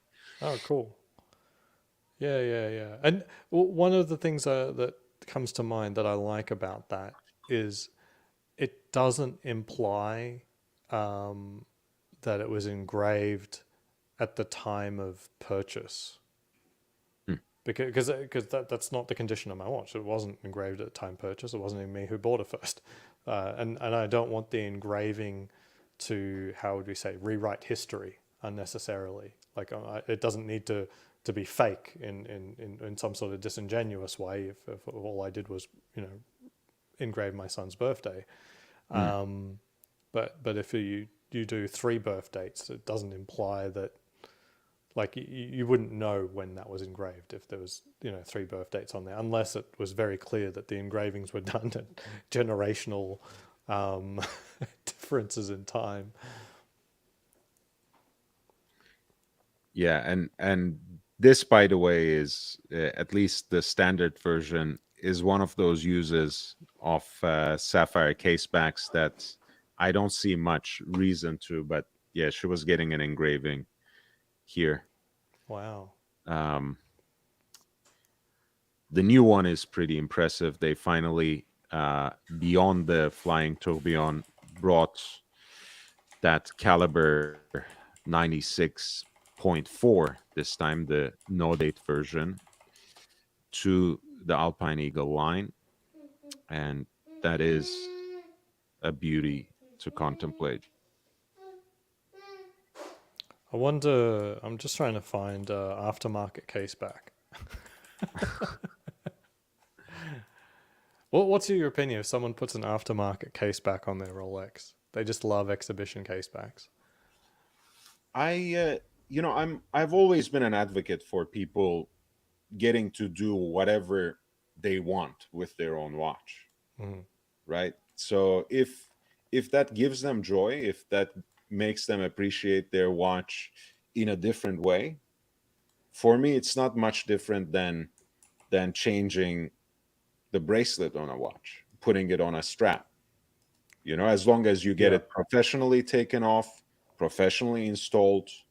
Look, I mean, I know very, very serious collectors who got a custom exhibition case back for their Patek Philippe Calatrava 2526, Hmm. which was the first self-winding Calatrava reference. And it has a gorgeous caliber with this beautiful rotor, but it's hiding behind a solid caseback. And, you know, three collectors were like, no, we are going to get a custom caseback for this and exhibit it. By Right. all means, as long as you get it handled professionally without hurting the watch. You keep the original, of course, and Yeah. they are collectors like that. By all means. Yeah. I mean, yeah. Just thinking about it, I don't think there's anything really funny about it. As in no way is it like fake. You get what I mean? Look, because there's Mm. no one has the impression that these watches come with that case back. So, and it's not even something visible that you're showing off. So there's no real implication. It's like, you're flexing. Like, for example, if someone buying an aftermarket dial, as an example, I don't feel that it really comes with any connotation of being like a Franken watch in any way at all. Just because the original is so minimal anyway, is not a centerpiece of the watch, and never will be. It's literally on the wrong side. So I don't see any real consternation with going for like an aftermarket sapphire case, apart from maybe the quality is not very good and it ruins the watch because it's just not waterproof. It's this is amazing. Um, so the reason I've been smiling while you were sharing this story is because John D just shared the story and the picture of his Rolex Explorer engraved on the case back, and Oh, awesome. it's so amazing. So it says we still climb Everest, and it refers, in the most general sense, of course, it refers to the daily struggles that we face. Everyone has their own cross to bear, so to speak, right? We're all uh, taking that climb on a daily basis, succeeding more or less, failing once every so often, faltering, and hopefully recovering at the end. And it is also an explorer, which was in a veiled sense the original Bond watch, because Ian Fleming wore a 1016 himself, and the line actually comes from Bond himself in "You Only Live Twice." Oh, E- really? England may have been bled pretty thin by a couple of world wars. Our welfare state politics may have made us expect too much for free, and the liberation of our colonies may have gone too fast, but we still climb Everest and beat plenty of the world at plenty of sports and win Nobel Prizes. And of course, the Explorer has its origin story from that Norgay um, Hillary expedition that made that climb. So much meaning there. England will never win a World Cup again, just so you guys know. So just to put it in there. But Just checking. other than that, it's a great country. We love the old England. But that is a great story, man. That is so amazing. Yeah, very cool. Which watch is this? I know it's Explorer, but Which reference is it, John D? Which reference of the Explorer is it? I mean, I looks know like it is. solid end links, Yeah. got like a 14270 perhaps. Although we'd be true watch geeks if we could tell just by from this photo, right? Yeah, I would say, I mean, 114270, right? yeah, Not 14270, 114270. 39 millimeter Oh Mark wow. II. Okay. There we go. 214270. Mark II. Very cool. Very I nice. wonder if there's any real difference between this and the new one. Mm.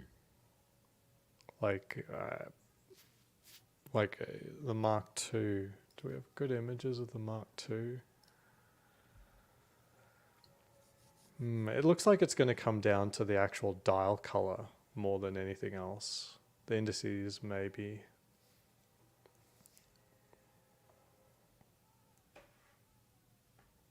Although they did move the Explorer up to the top for the Explorer 40, I think.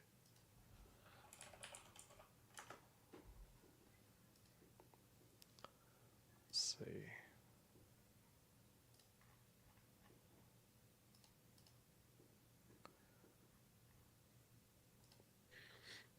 Talking about watches that aren't in the catalog anymore, but this sort of is, but sort of forgotten, rest in peace, and never getting its heyday, or who knows, it's time still moves on, but Tell me. the Air Kings before Uh-huh.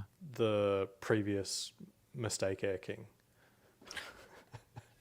So they look like Oyster Perpetuals, and I think the Oyster Perpetual line didn't exist because the Air King line did. Is that lineage there correct? Like the time only watch went from being the Air King to the Oyster Perpetual, and then they also introduced the Air King as a sports watch. No. Air King, certain Oyster Perpetuals had the moniker Air King. Right. But yeah, Oyster Perpetual in general was always a generic name um for a Rolex watch to begin with. And you know this. I mean, you have some of the most extensive modern Rolex collection, so you can see it on your dial on each watch, basically. Yeah. Um, Yeah. but yeah, standard time only was not just limited to Air King. No, they still had a couple. I think one of us has to do like a design breakdown of like the 39, the 36, and the 40, because to my eye, Hmm. I couldn't tell the difference between the 36 and the 40, as in like just photos. I couldn't see anything different Right. at all. I just had to assume it was bigger, but I actually assumed it was smaller because it has the exact same proportions as the 36, as best as I can tell. And some of that's getting confirmed, like with the lug width being 21 millimeters. It means that it still maintains this sort of relationship of having a very integrated look with the lugs, where the lugs sort of are more slender. So, yeah, interesting. I have to do some like just see if I can find some front-on shots that just scale it down, see if it works. Yeah, especially, I mean, once it comes out too, that could be an opportunity. You of course have the 36. You might have to invite Big Meech out to Vegas or something, Yeah, and he has his 39. I Although I saw. feel, go ahead. Go ahead. I saw a Watches and Wonders video, and they had the 36 next to the Explorer 40. Ah, It was gigantic, right? It's got the right proportion, so there's no. It's a pretty watch. It's fine, but the difference is it's huge. But that's because the Explorer 36 isn't even 36 millimeters. It's 35.2 or something. It is actually pretty small. And then I'm sure the 40 is, who knows actually with the 40. I'm hypothesizing it might actually be the same as the 39. Like, I don't see a need for them to push all the way into 40 properly. Like they've been shy of their numbers before. It wouldn't surprise me if this is actually just 39. The only reason I don't think that's exactly it, is because they have discontinued all the 39 watches, right? OP39 has gone too. So it is something relating to industrial production for sure. But All no, right. but the OP Hey, man. 41. G'day, Dis. The Hey, OP good morning. 41 is actually 39 millimeter, as far as I know. G'day, Dis. Right. All right, we're getting to that territory again, but does that mean the OP41 case was the same as the Explorer 39 case? If you can tell me that, No, I'll take your I, word for it. no, I'd highly doubt. All I'm saying is like the Rolex numbers are meaningless, and No, no, I know, but we'll in the find out. sense, like, let's say we have case size 1, case size 2, case size 3, case size 4, case size 5, and 4 was discontinued and replaced by 5. 5, which is used, let's say, for a couple of different models, right? So that's what I meant. Otherwise, the correct measurements, you're absolutely right, it's different. What are you drinking? This Coffee. coffee? It's It's about morning. time. Yeah. Good morning. Guten Morgen. Guten Morgen. How are things in the Holy Land? There was some, probably heard about it, ruling stuff, protests. But it's okay now, supposedly. Hopefully it will last. Are these interesting protests like the French do? Yeah, they burned some tires, if that's what you mean. No, but for what cause? Like I like the French. I really do. When they go protesting, it's always fun. Yeah, they know how to protest. Sure. So, Didn't they have didn't they have a protest towards the end of the 18th century that has some significant meaning in world history? The French. They No, they copied do from have. the Americans. I mean, in all fairness, yeah, there is there is a tradition of these things. I mean, that's why in the US people get up in arms now every time when there's a significant showing on the streets, because people are just not used to it. Like the US has not seen for a long time, like for decades, until the Zuccotti Park and, like, the so-called Occupy Wall Street. It had not seen these sorts of serious protests since, like, Woodstock and the hippies, etc. It's the movements that were crashed in Chicago. So nowadays people don't know how to recognize these movements independent of their political inflection, because in the US as a country we are not used to these sorts of protests, uprising, whatever you want to call it. Whereas in French, especially against the government, especially against price hikes, if the government tries to raise the tuition rates in the university, people go out. Buses, bus fare is raised, people go out and protest, and I think it's healthy. It puts things in check, it puts things in perspective. Sure. Yeah, and like I've got a quote. They want to turn us into a dictatorship. They want to destroy democracy. The head of the Israeli Bar Association said they want to destroy judicial authority. There is no democratic country without a judicial authority. I'm like, it's the opposite's true. The opposite's true. Judicial authority is something that ensures you have a republic, but true mob rule can be achieved without a judicial system. Like, you don't need a judicial system to have the mob have their way. Is that how you define democracy? Mob rule, Ozzy? Yeah, it's not pretty. It's not pretty. Let's stop holding it That's up a as good Black Sabbath album with Deer, I think. Right, the Mob Rules, you know it? No, I know Dio and Black Sabbath well, but Mob Rules, yeah, it's yeah, good album. okay. Yeah. So, is this the 40 millimeter, the new one? Dio is so cool. Yeah, apparently. Actually, which one is it? Did we pull up the 36 or the 40?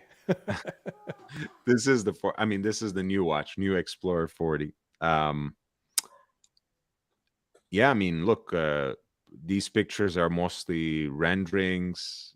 It's hard to get a sense of it, even from wrist shots and similar things, unless it's juxtaposed, like you said earlier on, with the previous models, 36 or 39. It's hard to know how it really stacks up. But as always, I mean, it's a great offering. I think this price point for Rolex, between 36 and 40, is sweet. And I think it's also good news for people who like the 36 as well, because 36 is pretty niche, and it can, when it was the only option in stainless steel for those who like the Explorer look, which is no nonsense, time only, iconic piece. Oh, maybe I've got a this good part of the website for you to take a look at both. Mm. If you configure this, top right. Wait, what's happening? If you configure this, so you can Configure, have okay. a good comparison of the two. Yeah, and then, yep. Apparently, this is the Explorer 40 model, and then you choose a 36 millimeter. So just this view here, you can just flick between the two, and I'm not seeing any difference. Like it just looks like a perfectly scaled up 36. Yeah, which is which is a good thing. Which is the right way to do it. So it's cool. Yeah, I'm just noting that like the crown gained in size, which is what threw me off initially, because I said the crown proportions to the indices on the dial, it's exactly the same as my 36, and I thought they would have potentially just had the same crown because it's the same movement, right? And doesn't have crown guards. So the reality is the crown's been scaled up perfectly proportionally as well. The hands look ever so slightly bigger as well, so they didn't fail to scale the hands up again. And the indices, it just looks perfectly scaled up. I'm not sure if I'm seeing a slight difference in the lug profile. I think it's ever so slight. I think the 40 has ever so slightly wider lug profile, even in its proportions, but it's extremely slight. If I'm not just seeing it, yeah. How do you feel, Dis, about the Explorer? I don't think I've ever heard you talk about it. Well, not just the new one, but just the watch. I had the 1142-7, the 36 millimeter. I mean, I don't know. It's great. Not for me. I think the 39 was a really good size. I don't know why they discontinued and then went to 30. Like, I don't know, but whatever. And it wasn't on the Everest, so yeah, that was that. It's true. It's true. I think Lord and I talked about this a long time ago about And by a long time ago, you mean like maybe 5 to 6 months, but go on. Well, I mean, it might be, hey, just in case someone starts trying to look for which episode we did talk about it. It's like, how many episodes back?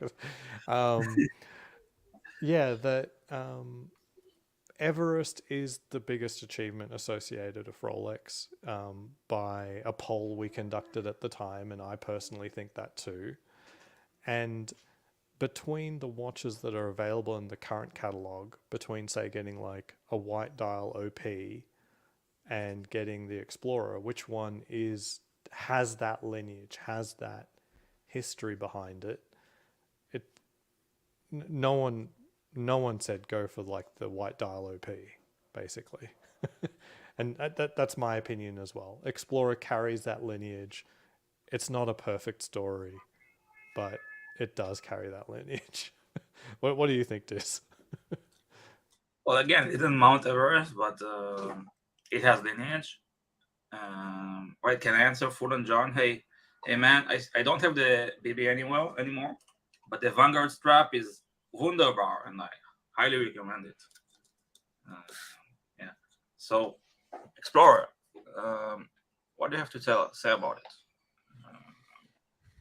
Well, I mean, do you think it is the watch that has its heritage in being the watch that climbed Everest? I mean, it doesn't look anything like the watch that went to the top of Everest, but would you say like get a white OP instead of the Explorer if you really think that achievement's an important one? Oh no, I would go for the Explorer, of course. I think the Explorer was just like to tribute, celebrate the achievement. Yeah. That's what I think. Yeah. You know what Explorer actually went to the top of Mount Everest as part of this kind of expedition? The 5-digit Polar. Wow.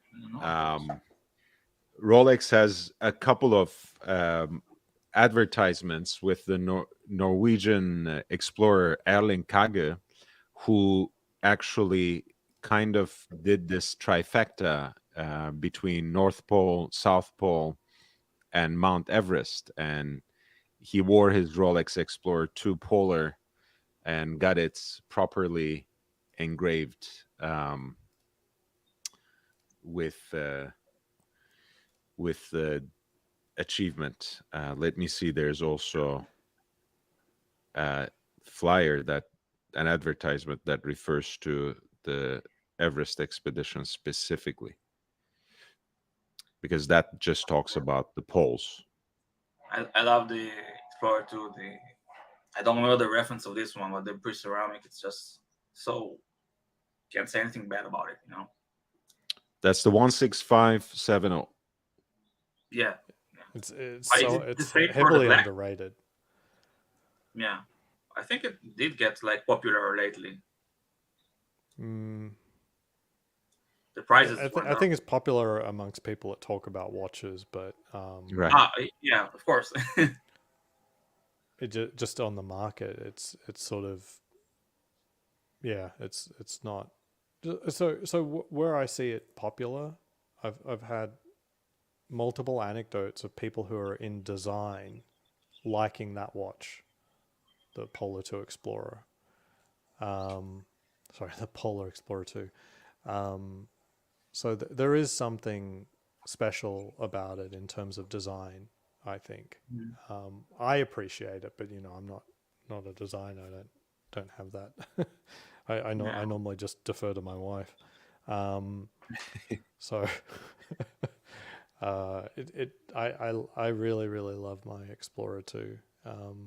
And at the time when I got it, I just appreciated it as a moment where my collection was completed. So I sat down with my wife and we just went through the catalog and said, this is the collection. This is what we want. And the Explorer 2 is the last watch. But I didn't really appreciate the watch at the time that I got it. And it wasn't until many months later that I started wearing it. Well, I was wearing it a lot even then, but I was really more enamored that the collection was complete more than appreciating the watch. And then I started appreciating the watch around Christmas time, when things are cold outside and you're wearing thicker, bigger clothing, so a bigger watch is also appropriate. And it just has a charm of being just a solid tool watch, the most utilitarian watch in the Rolex lineup, like except for maybe the Sea Dwellers, right? But Sea Dweller 43 is a beautiful watch, but the Explorer 2 is like, it's a brute's watch, And Yachtmaster too, man. the other argument that I usually put in favor of the Explorer 2, and that's still the case, not only about the 5-digit era, is that it has a fixed stainless steel bezel, which means that it is also, as a tool watch, as Oz put it, it's one of the only watches of that genre that age properly in Rolex's lineup, because ceramic bezels don't age, they don't fade in the same way that aluminum bezel inserts used to. They don't really get dinged up. The worst thing that can happen in terms of wear and tear is that they would shatter, which you would have to replace, not just you can't really keep it like that.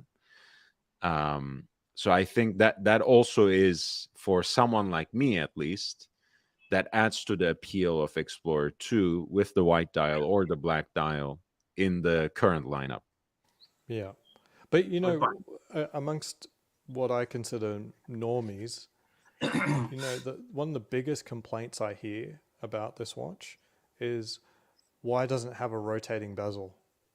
Like, it's just, it's sort of, you can't waste breath on that at all. It's like, okay, whatever.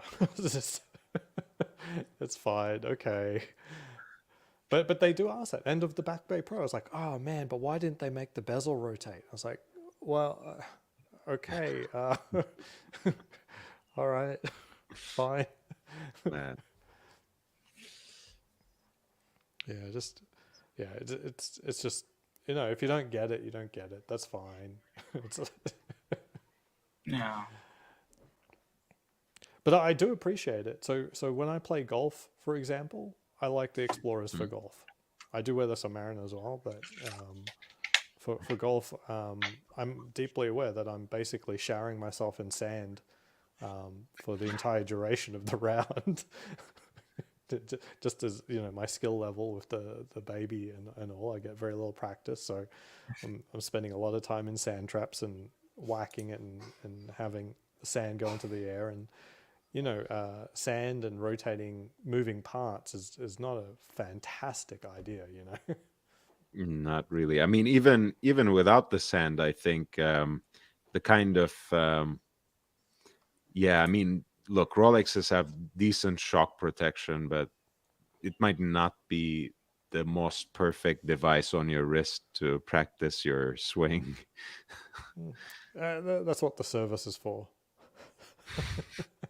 Respect, man. I mean, I again, just as I was talking about the engravings, personalization, even a special exhibition case back on your watch, it's the important thing is you wear it, you enjoy it, and you make it part of your life. That's I can't hate on that.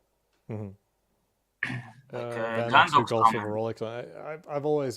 I've done everything with a watch on. If I started taking the watch off, that would be unusual. Yeah. No, I mean, but this I is spend what a it's lot about. of time and money playing golf, right? Like in my life, I get so little free time to be able to say, "Oh, I'm taking a day off just to play golf." And I normally I play with my wife, so we're both taking a day off. We're paying for babysitting. We're paying like hundreds of dollars for the round. Our clubs cost a lot of money. Like everything about it is special. So to me, it's nicer having a watch that I would be wearing anyway, you know. So I'm not trying to, how would you say, be a dickhead and try to put the watch through something that is easy to avoid in terms of wear, but I genuinely do like having, you know, one of my nice watches on. But nice could be a Tudor as well. But I don't want to be that guy who, how do we say, is just babying their Rolex. That if they fully enjoyed their watch, you know, what would you be doing? And for me, that means also enjoying my favorite sport. Yeah, I mean, again, I have respect for that. It does give me nightmares a little bit, but Well, you know, it's I not still respect it. tennis. Like, I mean, a golf swing is not the same as like tennis. Like, technically, I shouldn't be having more than, say, 32 full swings during a course of a round. Now, I'm not that good, but it's not a high number of impacts and more. I look, it'd be hugely flattering if my swing speed was actually enough to damage a watch. I just don't think it is. As someone who knows golf, can you explain to me what this watch could be used for? Um, this is the first time I've seen it, but I heard this watch described. As far as I know, this is just a counter, Like but with four pushers, four dedicated, you know, displays for them. right. And the only thing that is that I have some trouble with this is whether or not it's counting your shots against par or just your total score. Mm. I'm guessing it's total score because there's not enough pushes to remove, you know, to move the number down as well as up. So yeah, I'm guessing this is just to keep score of four different players. Just keep adding them up. And I guess this is kind of a reset, probably. Yeah, I'm guessing probably reset. that's why I asked you. You know, I'm not just bringing it up as a novelty, but perhaps you could enlighten me. Of course, I could just Google it and find out, but in this Yeah, case, I wanted someone who could actually enlighten me. It's a quartz watch. and As it Van Lux happens. is saying get an RM then. Um, look, I agree. I agree. Like out of a lot out of all of the watch brands out there, what really makes me think twice about, you know, Patek and AP is that durability factor. And there is a watch in that high mark that is saying that their watch is going to survive, and it is RM, and I do like that. I don't like the actual watches, but in some ways I prefer durability more than, you know, every aspect of looks as well. You know, I do like the Bubba Watson. I think that looks cool.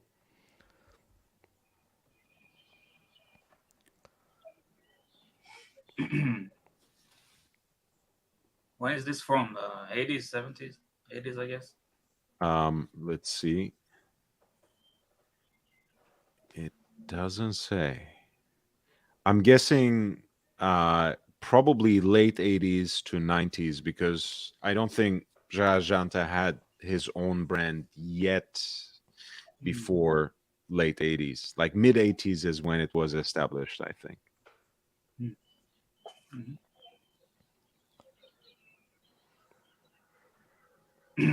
Gundog has a nice comment. Agree with Aussie. Rolex steel sports are much tougher than generally appreciated. It sounds a bit negligent to talk like this, but the service center told me they were built to be repaired. Yeah, that's how I justified it in the end myself. Like, one, I actually think that they can take it. I think that golf is one. It's not a sport where I'm getting like soccer balls kicked at me and it could hit the watch or something like that. It's not an impact sport, and the number of, you know, full power swings that's happening, and, you know, I'm not that fast. It's just not. I just don't think it's actually going through that much, you know, stress ultimately. Like, I think doing this is probably more stress than a golf swing. Like when you purposely swing, twist your wrist around, because you have to think with a golf swing, like my left arm is mostly locked, and then I'm doing this. I'm trying to do it fast, but it's at the very end of my locked left arm. So we're not talking about rapid twisting motions of the watch. So I honestly don't think I'm damaging the watch. I could be wrong, and I'll end up putting it in service at some point. But I wouldn't feel right about actually taking it off. Now, I take it off for practice. Like if I go to the range and I'm just practicing, fine. But if I'm like on holiday and I've already paid like thousands of dollars to be there, we're paying hundreds of dollars to be out and about, and it's a beautiful day, probably a day I'll remember for the rest of my life. I don't want to be there like saying, oh, I wanted to protect my watch. I put my steel sports watch in the case, and then, you know, I want to be that guy that enjoys that moment fully. Look, I mean, I will say another thing in an analogous context. Of course, I always advise common sense, situational awareness, you know, knowing what to wear, you know, for the occasion, for the part of town you are going, or for the place you are vacationing. But more watches get lost and misplaced and drop out of your pocket or whatever than get stolen. So and rested off your wrist. So a lot of times, you know, sometimes I talk to non-watch people, you know, especially in Los Angeles. They say, well, you know, how do you wear a watch like that around? And none of my watches are really a watch like that for me. But anyway, I mean, they are luxury watches. And that's what I say. You know, I always, you know, I wear long sleeve stuff for the most part anyways, but, you know, I don't just flash things around.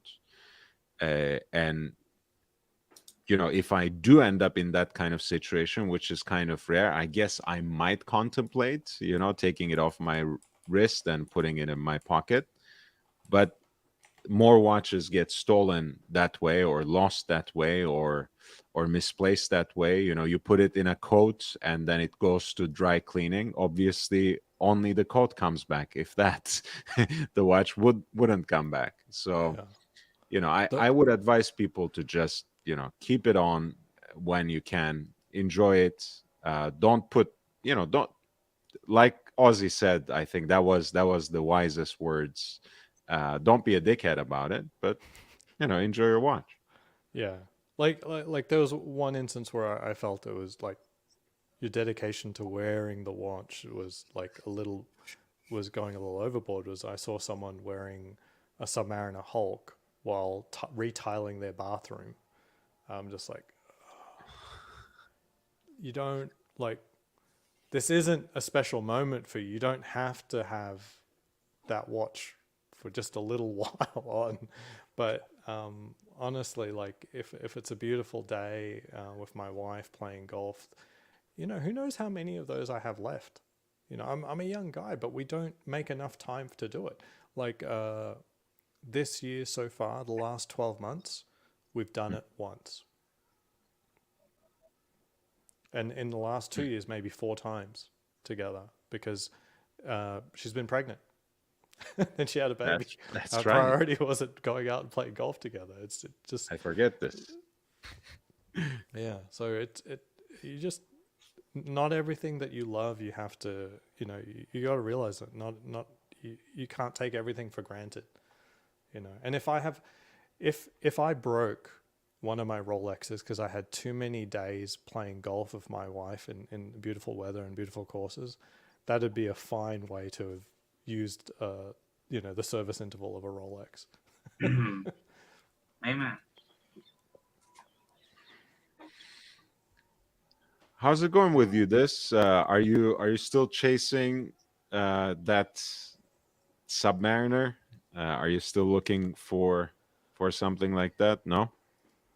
No, I'm just I'm complete with my Coke. Uh, Let me see it decided again, please. if it will focus. Nice. What would you have thought if they released one this year? Like everyone keeps saying, "Oh, they're going to release a Coke. They're going to release a Coke." What are your thoughts? I would be happy because it would appreciate. I guess my watch. But I'm a pre-ceramic guy, so I would never get one of these. Yeah, no offense to those who love them, but Yeah, old school. understood. Yeah, That's good. yeah. Same here. I think again, I have had my root beer for a while now, and I wore it through very tough times. When I was being bullied for wearing a two-tone watch. Um, and it's not like I'm selling it anytime, but it did help for its value to appreciate in a certain way when Rolex introduced a new two-tone GMT Master 2, which was almost instantly nicknamed the root beer. So that does, if there's a Coke in the modern GMT Master line, it would affect positively the values of pre-ceramic pieces. I certainly believe that. Yeah. Yeah. It does help to have modern production of a watch, that has been discontinued. It brings new people to that line and that sort of exposure, which is why I say I think the Milgauss getting discontinued, I wouldn't be too excited about that, honestly. If they replaced it, I think so, but outright discontinued, no real promise that they'll ever bring it back. I don't know. I think Rolex is probably working on something special. Again, relatively speaking, I'm not gonna But expect anything. Sorry, go ahead. Go ahead. I'm not. it'll probably be for, maybe a profession other than electrical engineers. No, that's exactly what I mean. I mean, look, Rolex participated in a consortium that uh, spent a lot of money on the development of silicon hairsprings, but they don't use it widely in their production line. But that doesn't mean, once again, that they are necessarily averse to it. So they can probably create a new product line. It may or may not carry the name Milgauss. And that might be, for example, an opportunity for them to make a watch that is for professionals, for that kind of scientific / laboratory environment. It might integrate a silicon hairspring, and it would be a truly amagnetic watch rather than an anti-magnetic one, right? If it has a silicon hairspring.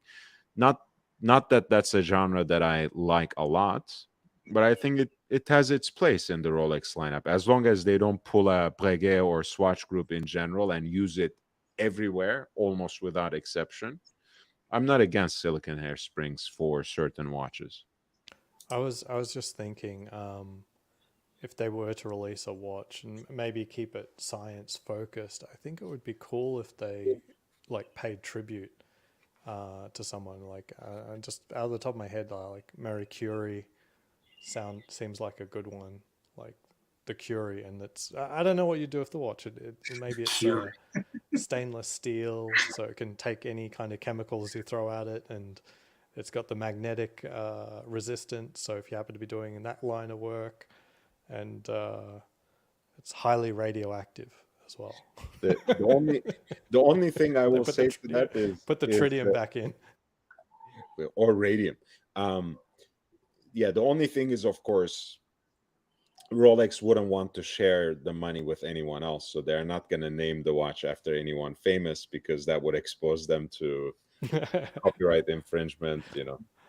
Does Switzerland care about that? They're well protected. It's going to be fine. It's going to be fine. Just do it.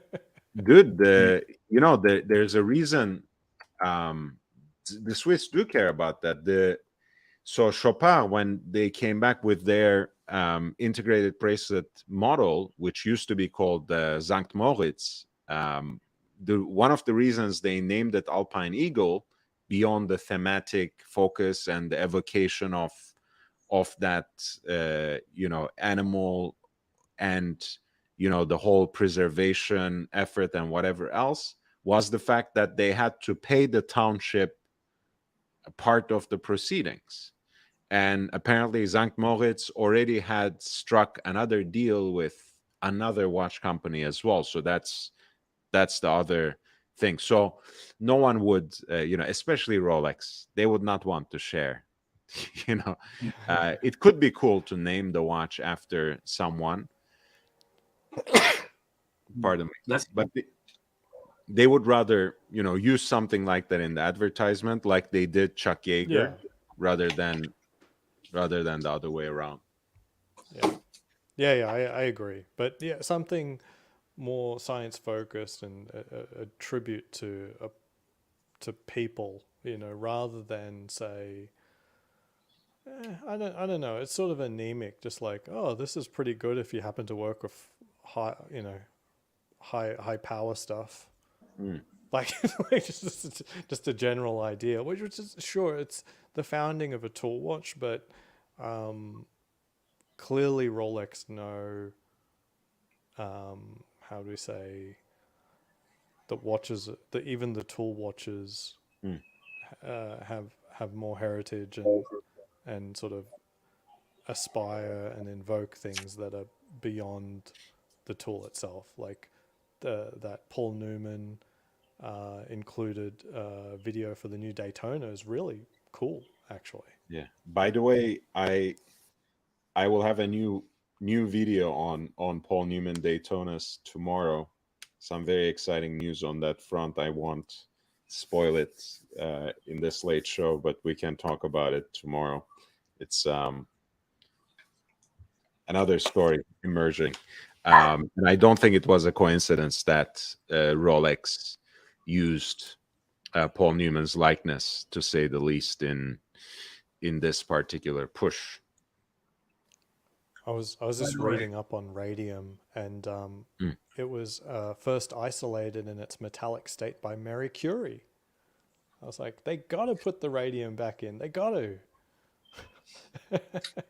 I have my radium watch on my wrist. Yeah. You see. Now that I've lost most of my hair, I don't even care. The Lord, can I have radiant dinner? night diver is what they got to come out with next. What were you saying? This? I have a friend who has a very interesting, I don't know, Paul Newman, you can say. If I can bring up the photo and you'll give me your evaluation of it, because I can't really find it online, but it claims it's very rare. So I Yeah. just grab the photo and we'll see. Maybe the chat can help us. Of course. Let's pull it up. Yeah, just a second. WhatsApp web your is time. very shitty. Yeah. Go ahead, discuss. Take your time. Man. Yeah. How much of a health hazard do you think it would be to have a night diver using radium? I don't know, man. I think that health hazard is mostly for the worker? Primarily for people who would be applying that. I would be more worried about that than the person using it, honestly, because in open air, especially, I don't know underwater conditions. I don't know actually, but open air, a radium watch is not so bad. I wouldn't wear it, if I'm gonna be petting my dog a lot, or like, if I'm playing with like my friends' kids or something, like, and I'm touching them somehow, like, I would not want to risk it. But I don't think it would harm you much.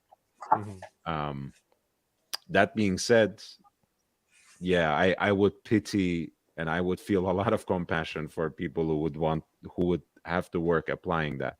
And I don't think you can get this done in Europe anymore. That will be the non-Swiss part of your Swiss-made watch if it ever comes back. Okay, I gotta go. Really appreciate it. Overstayed. Thank you, everyone. Hey, Good to we talk to you, appreciate you, Dis. man. Thank you for coming, Have a good night. Have a good one. guys. Bye. Please do subscribe to Aussie Expats Watches, and of course, these as well, my friend. This is channel which I will drop back by back. Thank you very much. A good photo. You have some interesting programming coming up on the channel. Not really, but I had what I believe to be a good stream last week with my friend Alon, who is a huge watch freak, but he's into vintage Heuers, chronographs, and stuff like that. Bullhead. And, yeah, so it was a good stream. Yeah.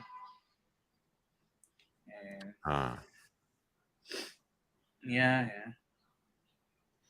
I see.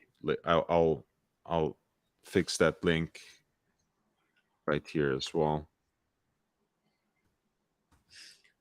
And I have to say, somebody from the community, I don't know if I will mention his name, it will, create some a drama, but somebody was very kind. He's sending him an original Seiko box from the 80s or 70s, and it's very nice of him.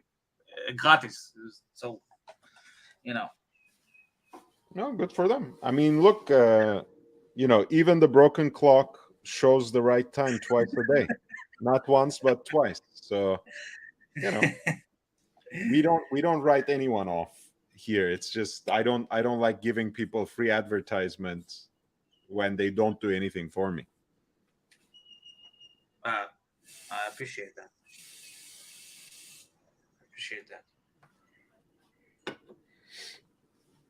So, just a second. What about you? Anything new in your world? Yeah, I mean, I've been very excited following, the things that have been going on in Geneva, of course.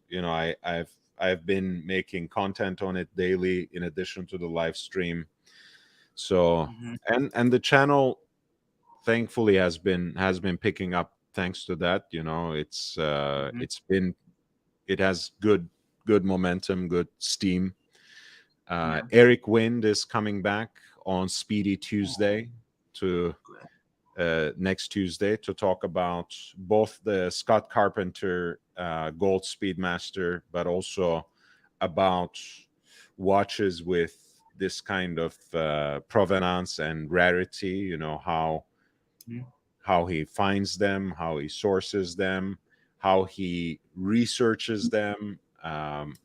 So I'll have a nice set of questions for him, but he's a great conversationalist, so we will probably go where it takes us with audience questions for, the last 10-15 minutes as well. Yeah. So I really look forward to that. Yeah. And there can be, I'm in touch with a couple of other people who are yet to confirm the date. So there are a few interesting people from the wider range of experts, some familiar names. So hopefully I'll be able to secure that. Yeah. Eric Wayne is a very familiar name. Who? I mean, Eric Wayne is a very familiar name.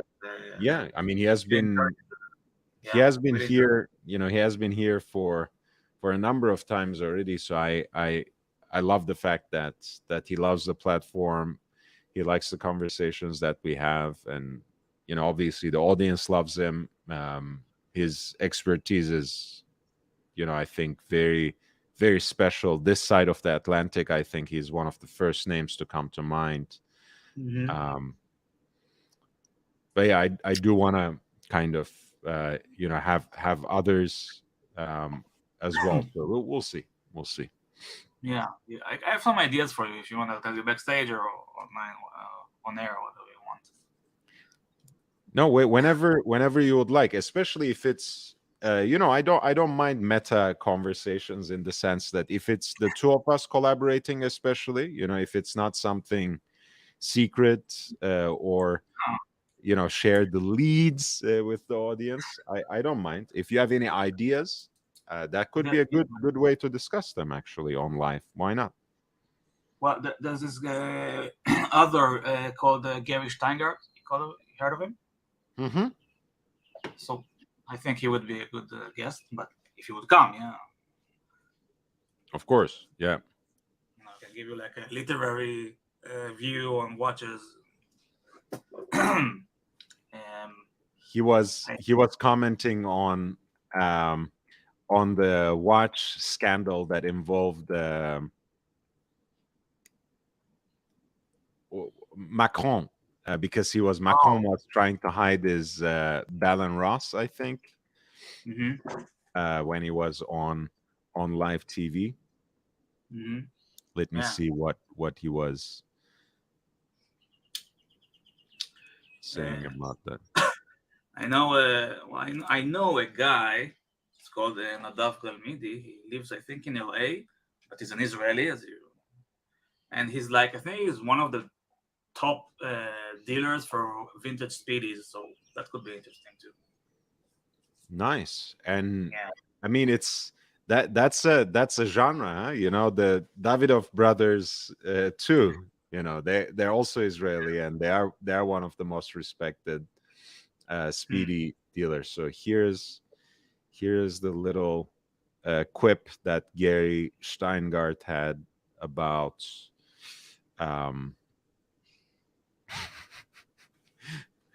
according to the excellent US writer Gary Steingart, the Bell & Ross of Macron combines a mediocre dial and an uninspiring movement. It's an insult to all watch lovers. Sarkozy was a huge asshole, but his Patek 3940 perpetual calendar was flawless. That's a fine piece of watch snobbery from you. That's scary. I didn't see anything.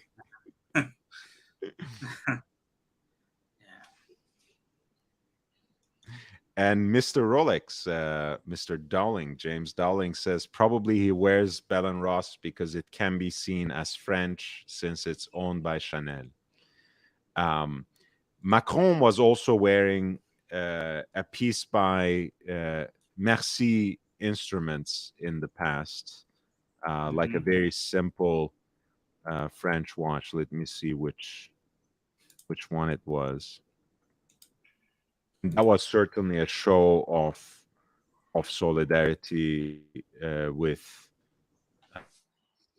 French brands. Yeah, this one. Oh, very... On a black NATO, I think. So the watch is called like Thanks? Yeah. That's... Well, I mean, it's in a way, it's. I mean, merci is of course the broader concept, that you can translate as mercy in English too. But yes, and they use it in a very clever way in their marketing campaigns too. They have like apparel with no merci. Like kind of like the Parisian attitude of just brushing everyone away and just being generally unkind in everyday life. Yeah. So they're pretty intelligent. It's like an entire entire lifestyle brand that has also a couple of watches, some cords, mostly mechanical, made in Switzerland but designed in France. Interesting Macron stuff. should wear a Baltic. Right. That can be a good watch for him. Yeah. But this is the line they have. This was the latest trio they came up with. They have like a field watch style, which they call Everest, as it happens. That's an edition of what Macron was wearing, LMM01. The Archie watch. Right. Except that's named after a French dealer of vintage watches that has kind of a tritone sector dial with a Breguet numeral at 12 and Dauphine head, so more of a dress watch aesthetic. And I think it would look, I mean, they wanted to cut down the costs a little bit, but it would look very elegant on a leather band, that one. Yeah. And then they have the National, which has like a proper sector dial and the Arabic numerals at quarters, and that's that I think is also like a more like a military / field watch, Dirty Dozen aesthetic that's thrown into the 21st century, perhaps. Yeah. And they're all relatively affordable, right under 600 euro. The Archie watch is 650 because of how special, of course, the name is. Yeah. Because of the tributes that is sent in the form of 60 euro super chat to Archie Luxury Channel. Our proceedings go to Archie.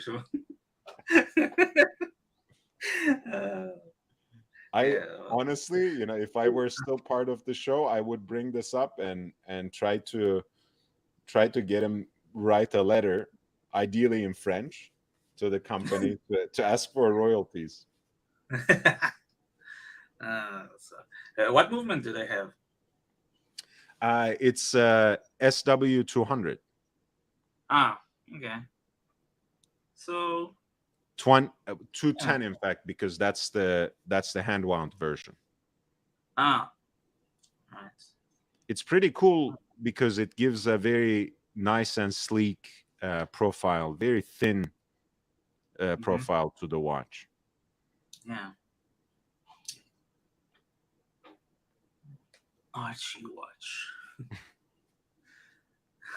I mean, in the sense that's when it's used as a prefix in French, archi is like, for example, people would say c'est archi bien, like that's amazing, right? It's like this emphatic prefix.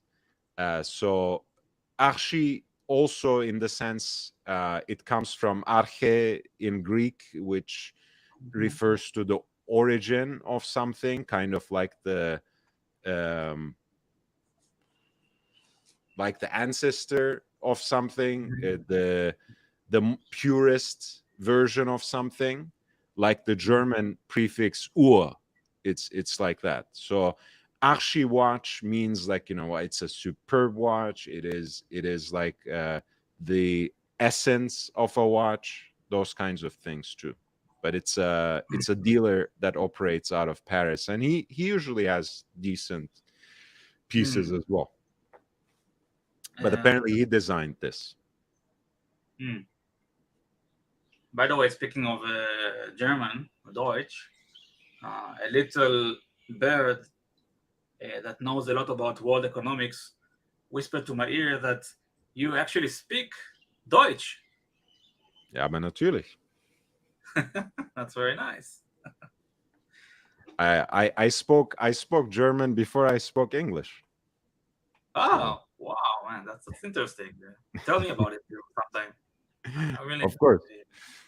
Yeah. Of course. I know you have some ancestry of German speakers, right? You were telling me a story at a certain point in time. So yeah. So okay, I'll show you the watch if we're ready for yeah, I'm ready. I'm afraid of what you say. What do you mean? There it is. Do you think it might be a fake? Well, I don't know, but do you know it? Can you zoom a little further? Yeah, gets a little pixely, but of course I can get more pictures. Yeah.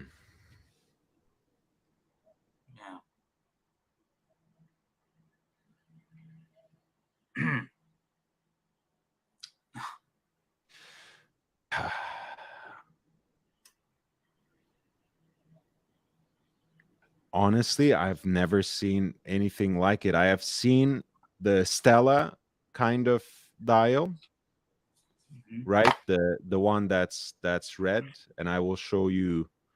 Okay. I'll show you where I saw that and how it's similar and how it's also different. But I mean, I wouldn't put the entire watch under a question mark necessarily, but my initial instinct is, again, I'm not preferring an expert opinion right now, but first blush, I feel like that's an aftermarket dial. Yeah, but I heard that. I might be wrong, because in the world of Rolex, there's always an exception. Yeah. Somebody in Israel already said that. Some dealer said, I think it's a aftermarket dial. So I will wait. Let me see. And what's the reference number? Is it 6239 or? I have no idea actually. Let's see.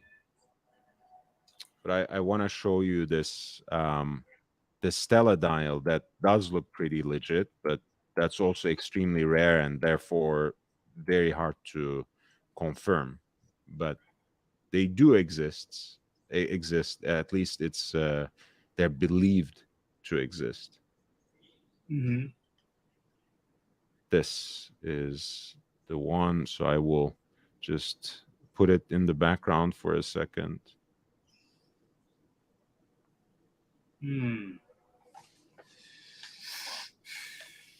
Wow. Again, possibly questionable as well, but I have seen these in red, in like a racing green. Exceptions always exist. I wouldn't immediately rule it out. But hey, Mookie, how are you doing, man?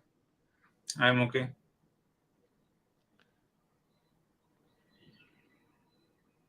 Yeah.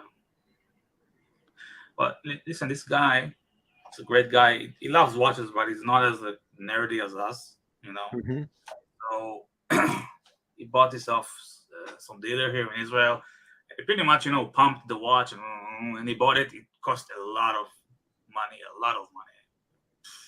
I don't remember exactly what the price, but I think maybe he was ripped off. So I don't have the heart to tell him. So you know, Hmm. he's a Yeah. well-off guy, but still, it's a big hit if he was ripped off. Yeah. I mean, damn. Hmm. Yeah, it's okay. You don't have to make a judgment. Just wanted to hear what you think. You know. Yeah, I mean, it's also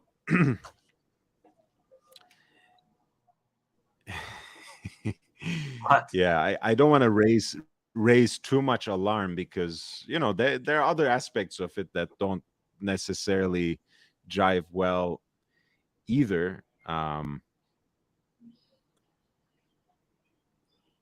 be But yeah, I honest. Be mean, it's not. completely frank and honest. I mean, again, it's I would like to know, um, what kind of,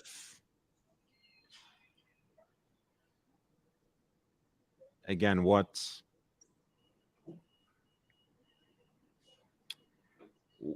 reference number it is, because it's just an interesting combination. Mm-hmm.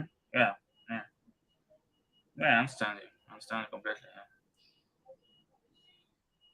Yeah, And and he didn't say anything about the reference number. no, no. Maybe I think I asked him once and he didn't know. So yeah, it was.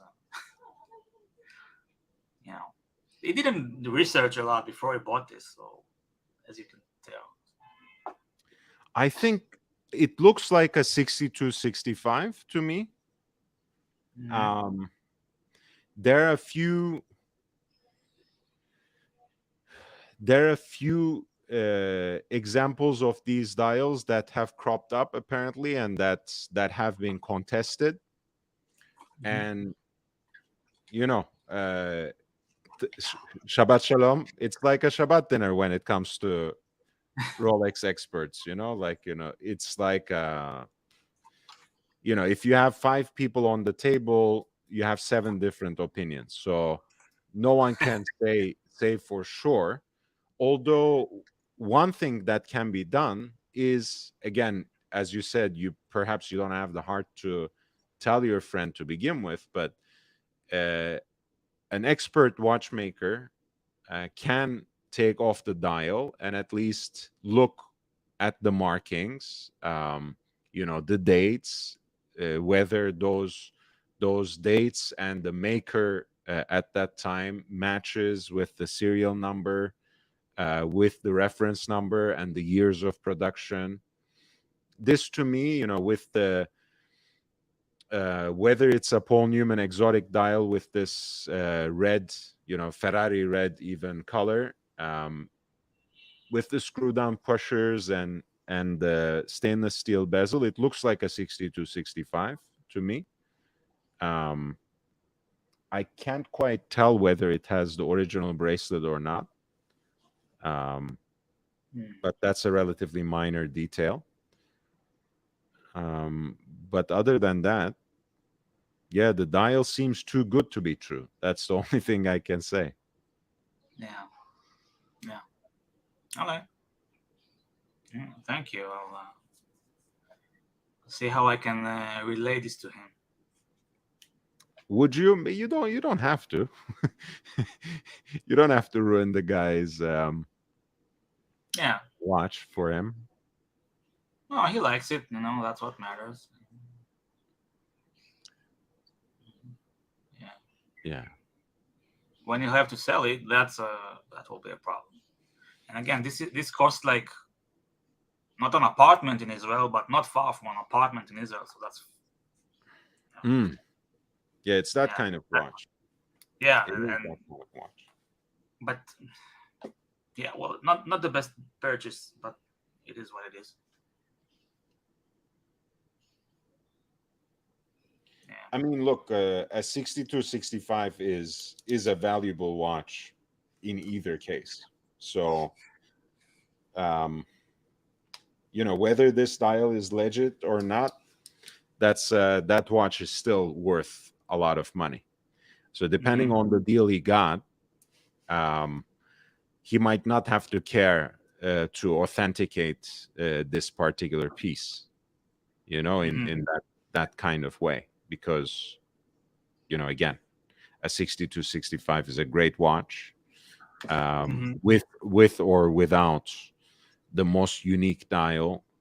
It can certainly still hold a lot of value and command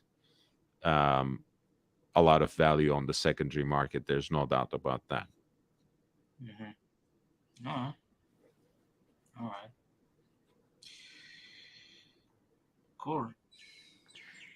I mean, I remember I read at some point, I think it was Waco who wrote a piece about like controversial Daytonas or something. If you want, Google that and see if you can find that article. I think it was in Revolution.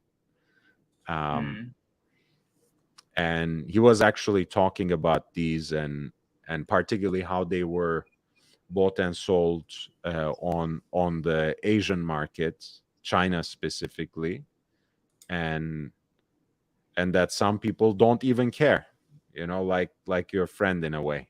They just like how they look and how it looks, and So this is interesting. You can read it. You see, this is what he has. That's antiquorum. Yeah. Yeah. 6265, as I guessed. Prototype made in a very few examples, extremely fine and rare. Accompanied by a recent Rolex certificate of overhaul. That's the most that I'm interested in, because once again, not to cast aspersion or shade upon any. Take a screenshot of that, just so you can kind of check reference numbers across the board, serial numbers across the board, case numbers, etc. What I was saying is not to cast shade on any particular auction house, but auction houses too sell fake watches. So it's not only fake dials, but watches that are almost certainly fashioned from like a couple of different spare parts. So it wouldn't be the first time, but you see this price? Yeah. That's a 2-3 room apartment in Tel Aviv. That's fucking crazy, man. And Tel Aviv is an expensive city. So. Exactly. That's the thing. Yeah.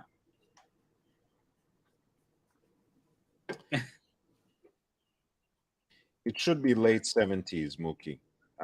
62, 65 is 79. I mean, maybe. Yeah. 6265 was produced from 1971 right up to 1988. So that's the entire era of production for that reference, but Antiquorum says that particular piece is from 79. Prototype. Man. Interesting. How this prototype made it out of the factory into a shop or dealers? And it can be. Look, that's why that's why I said, auction houses do any number of things, and sometimes it's not illegal, and you can even bring up the ethics into question, but not necessarily to decide on one way or another, because when you have this kind of description, you might not lie outright, but you can obfuscate facts. So this watch may have seen overhaul, may have seen service in Rolex, but maybe it went to service with a less controversial dial and then came back and suddenly gained this dial. And when they say prototype, for example, it may be that someone acquired this dial, which may have been a genuine prototype, on the secondary market somehow, bought the dial and installed it on a 6265. And I will just show it to you in a completely different example, right? Just so we know how these things can be done. For example, now we were talking a lot about the resurrection of the Daniel Roth brand recently, which was moved from Bulgari to Louis Vuitton and just came out with a limited run of 20 tourbillon watches to honor that legacy and to obviously not leave any money on the table, because that's not how we do things. But so let's bring this up momentarily. So this was Daniel Roth's integrated bracelet watch. It was based on his time and date only piece, Le Sentier, which was named after the historic watchmaking town where his manufacture was based. It doubles down or quadruples down on the unique case shape and carries it over to the integrated bracelet design. And apparently that wasn't enough, because at the prototype stage, they actually were experimenting with a dial like this. Looks like coffee. So what I'm saying here is this. I could buy this watch, right? And I could buy this dial, and I can have my watchmaker put that dial in that watch and try to sell the watch saying, this is a prototype. Yeah. Would I be lying? Not necessarily. Would I be doing something unethical? Most certainly. Yes. From my perspective, again, I'm not judging others. I'm talking about a hypothetical scenario, and I'm putting myself forward. So you could do something like this, prototype dial, most certainly authentic, but probably never used in a watch that left the factory. You could get that. If you have this watch, you could have it installed on that, and then you could try to move the watch at twice this price just because it's something so unique. Do you know what I mean? Yeah. It's I think, you said that you're not lying if you're saying it's this and that, but I thought it's a little bit of a lie. No. It's dishonest and it's unethical. That I don't disagree about that. But again, I think this is a very interesting debate. But what is a lie, right? Does it require intentionally supplying misleading and wrong facts about something, or just obfuscating truth, omitting truth? Does that constitute a lie? semantically, I don't disagree with you. You know, it's okay. I mean, yes, that could be lying, but what I meant was you could omit, just like this lot essay might be, you could omit certain facts. You would not be blatantly lying. You would not be lying to people's face. But by omitting certain details, you can construct a narrative that can mislead people. And that's certainly unethical. I don't disagree about that. Yeah. Right. So that's my theory. The dial may or may not have been a prototype itself. But how did it end up in this watch? Or how did it end up in the watch that you showed earlier? Who knows? Or is it this watch? Who knows? Yeah, we don't know. We don't know, right? In the words of Agent Fox Mulder, the truth is out there.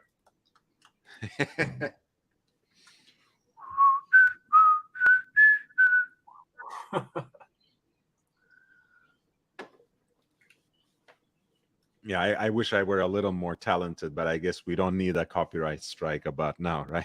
Better than what I can do, man. I can whistle.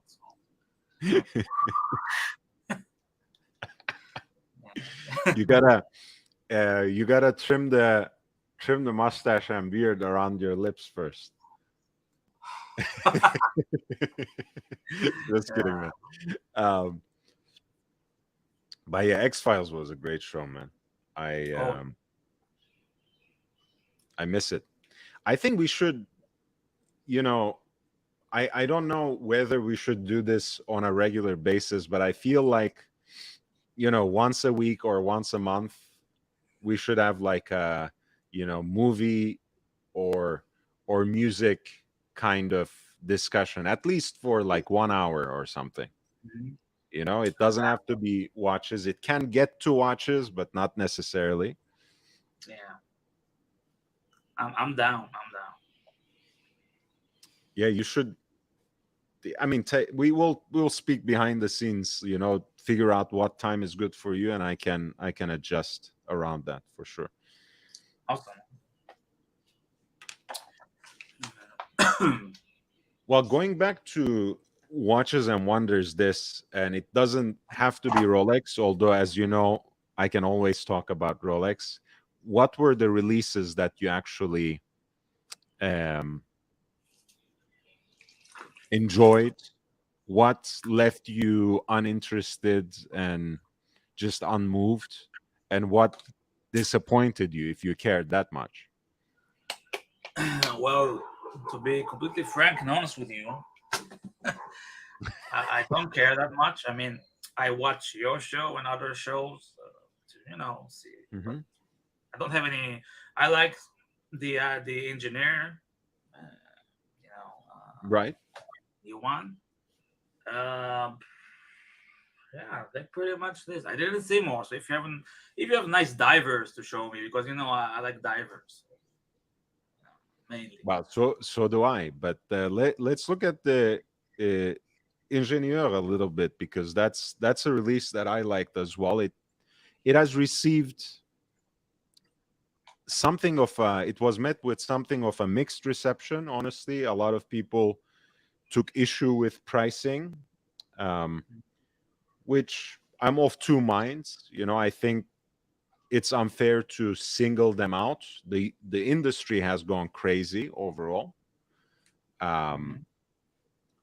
but within the segment, within the genre, I think the pricing is not so outrageous. It's 11,700, and I Mhm. find it to be a return to form, in the sense that it gets close to the original design, but also adopts and integrates certain elements from the more recent history. You know, when you had these big engineers with like very large crown guards, and of course larger cases.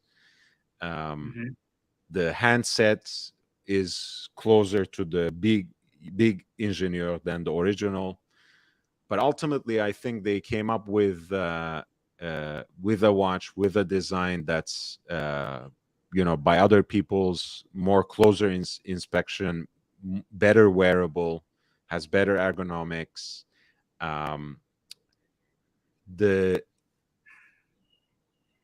The teal one apparently also has polished center links, which kind of gives it a more playful and luxurious kind of finish. But what I like about the Ingenieur was always that it was a little less flashy compared to the Nautilus and the Royal Oak. So I'm fine with the other two stainless steel examples.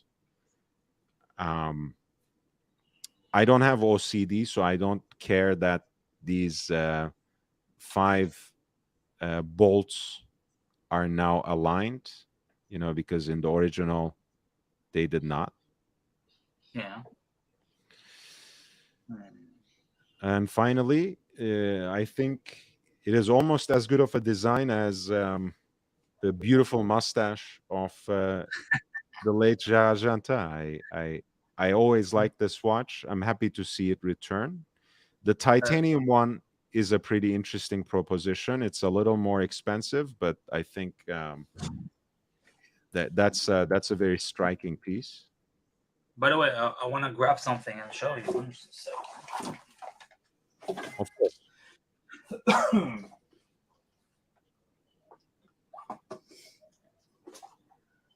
So looking at the bracelet of the one, the black diamond one. So it's Your it doesn't. Seamaster. Your Yeah, Seamaster? It really fucking doesn't focus. I'm sorry, but it really reminds me of this bracelet. I don't know what's the name of the style, but it's really Absolutely. Patekish. I don't know what it is. And it's even closer to the original Ingenio's bracelet. Look, when we go back to the Instagram post where it's side by side, you see how those links were a little smaller, a little less prominent, more rounded in a way. Looks very similar to your watch. Yeah, it's very, I don't know, 70s, 80s. Is the bracelet integrated? in this case, in the new one. Yeah. Oh yeah, I see. It's let me. You don't put this on a NATO. Not on the NATO, but it does. It's prepared to also accommodate other stuff already. The rubber bands and maybe even leather, if you like that style. I'm sure. And I thought the titanium one, considering the ethos of the design, looks pretty striking. Because it does have those minimal facets that are actually polished nicely. So there's a little bit of a contrast that shows off the quality of the grade 5 titanium, but overall looks like a very severe, gunmetal gray kind of piece. So I like it with the dial as well. What's the price? I didn't see. Stainless steel 11,700. Titanium 14,600. I'm gonna check how many shekels that is.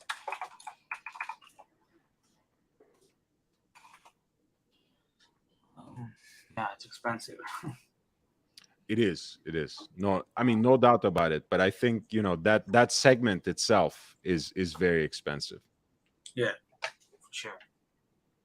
like the whole integrated bracelet sports watch.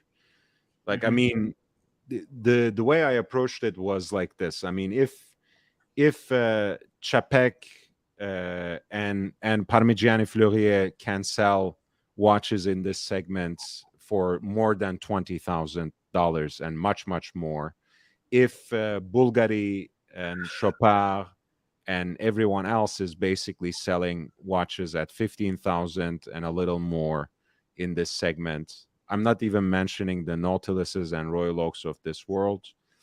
IWC, I think, could make an entry at this segment around $12,000.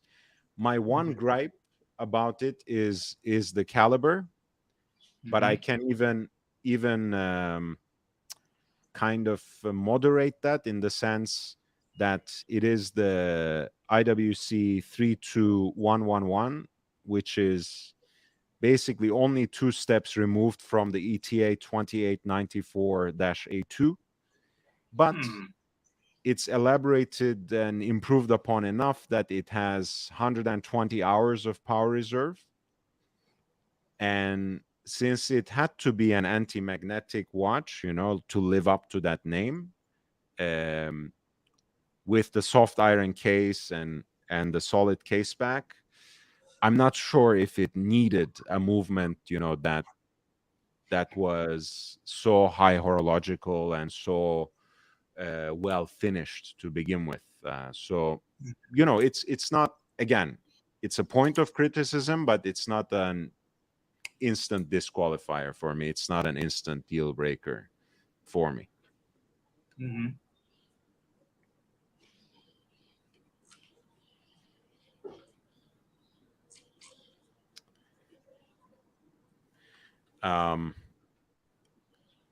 The other watch that I wanted to show you, because I know you like Yema, is they did a Kickstarter thing for this earlier, but it was there. But now they're releasing it in earnest, I think.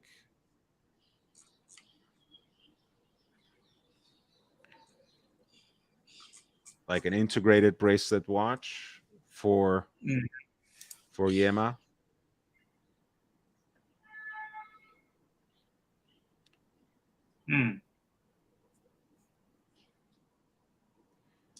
With is it like a new design? Huh? Is it a new design, or is it based on like an older model? It's, I think they had this watch, which is a new design for them, but they just devised a new in-house micro rotor caliber, which is, by the way, finished with the same color as the dial, which is, you know, depending on how you take it, either very cute or really tacky, but, you know, it is a detail. 70-hour power reserve. Pretty impressive for a micro rotor caliber. The watch is very thin, looks quite wearable, you know, 39 millimeter, and 920 in thickness, apparently, 43.5 lug to lug.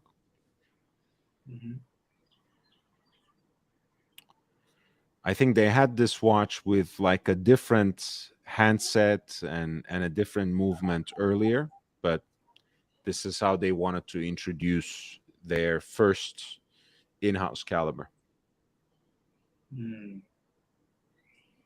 Shamba Basher, thank you.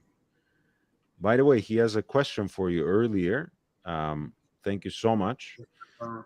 Hi, what do you think of the new Black Bay 54 and BB 58? I'm so tempted by the 54, sexy as hell. What do you think? Yeah, you are the resident dive watch expert, so I'm no expert. I just like what dive. First, Shama Basher, good to see you, and say hello to Churchill from me. Now, I was about to watch. There's a new video by Optic Watch Reviews. If you know that guy, is a great channel. Some guy from Belgium who lives in Hong Kong. He does great videos. A very nice guy. He does a hands-on comparison between the 54 and 58. I didn't watch it yet, but from what I've seen, I do like the 54. The 37, it's 37 mineral, right? 37. Yes. Just like the first Submariners that were done by Tudor and Rolex. Yeah. So I had a 37 watch, the Rolex and Coke. Again, it's a different watch, but I did find it a little on the small side, too much on the small side. So that might pose a problem for me personally, but maybe it was larger. I don't know. And yeah, I think that overall it's an improvement of the BB58 because it's less. I mean, the 58 has the the gilt bezel, and the new one has like this old bezel style without the, I don't know what you call it, those lines on the graduation, ungraduated. graduation. Yeah, ungraduated. Yeah. You don't have the the red triangle on the bezel peep. It's more toolish, I would say. Yes. So I like things that are more toolish and less dressy in that sense. The crown is smaller. I think they should have stuck with the big crown because I believe that's how it was in the 50s. But if it's not too small, I think it's a stunner. I mean, it's a stunner in my opinion. That's what I think. Yeah, so it's an interesting piece. I think you approached it from a very good perspective, which focuses a lot, of course, on wearability, on its appearance and authenticity as a dive watch. When it comes to that, I was actually surprised that they used a similar dial, at least at first blush, to the Pelagos 39 rather than a matte piece, right? Oh, right. It's like a sunburst finish. Yeah, I didn't see that dial. I like it. I do like it as well, although it changes things a little bit in terms of the largely neo-vintage appearance of the watch. This piece looks more like a 6204 or 7 when it comes to the Rolex world, and 7522 when it comes to the Tudor world, and in a way also maybe to a certain extent like a 6536, which was the small crown Submariner, right? So I think even as I probably would have preferred the larger crown as well, for a contemporary dive watch anyways, for the aesthetic, for that early Submariner look, I don't mind it at all. I think it makes, and also it establishes a nice distinction between the 54 and 58, which after all refers to 1954, the first year when Tudor made its own dive watch. So I'm very, very impressed. It looks much more unassuming in a way than the Black Bay 58, which, as toolish as it is also a very elegant and in a way vibrant piece. So I like it. I'm looking forward to trying it. I might actually finally make it to the Tudor boutique tomorrow, and maybe even try them on and see side by side. Yeah, it's. Thank you, my friend. I do think that maybe you disagree with me, but I like the snowflake hands, but if they use the original hands, that would be more interesting. You know, I actually this time I think they do sometimes get. Hey ABC, by the way, I didn't see you were in the chat. Please, come. I'm so glad you're here, and feel free to jump on the panel, please. I used to have very strong feelings against the snowflake hand. Like 3 years ago, I came around, but I would like to see them use different handsets more often than just the Ranger. In this case, you know, the originals had pencil hands, like the 1954 Tudor Submariner. I want to show a picture of that. It is in my video, but I want to share it with the audience now. Those pencil hands on this may have brought it into homage territory, but I would have loved that. I mean, yeah, I wouldn't mind. They also changed the second hand. It's not it's it's a lollipop now, so I like that. Yeah, let me see. Yeah, and Chamber has a good point about differentiating from the older brother. I agree. That's maybe the logic behind this. Yeah, look, I mean, by all means, I'm not hating on them at all for this reason, but no, I think we've learned to live with the snowflake hand.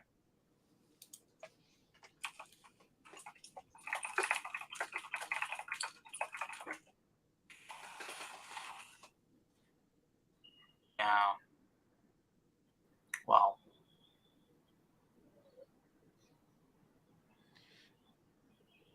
And I like the Shamba also mentioned this, I think, in the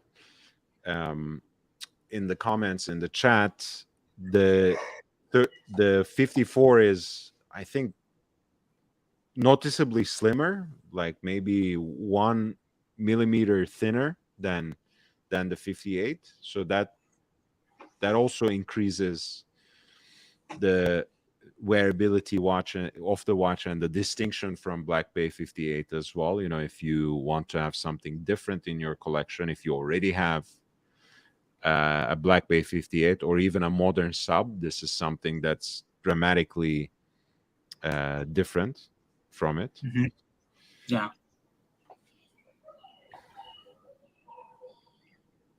Yeah, I like it. Ultimately, I like it quite a bit. As an idea anyways, so I will try and report back. They changed the clasp. I mean, the design there, they changed something. The 58 is like, it has the Tudor shield / laughing clown, but it's a little different. Yeah, I like it. Yeah. Oh, it has fake rivets though, no? What? Faux rivets. It does. It does. Why? You don't like it? Well, I don't mind it that much. I know some people can't stand it, but why do it? I mean, it doesn't exist.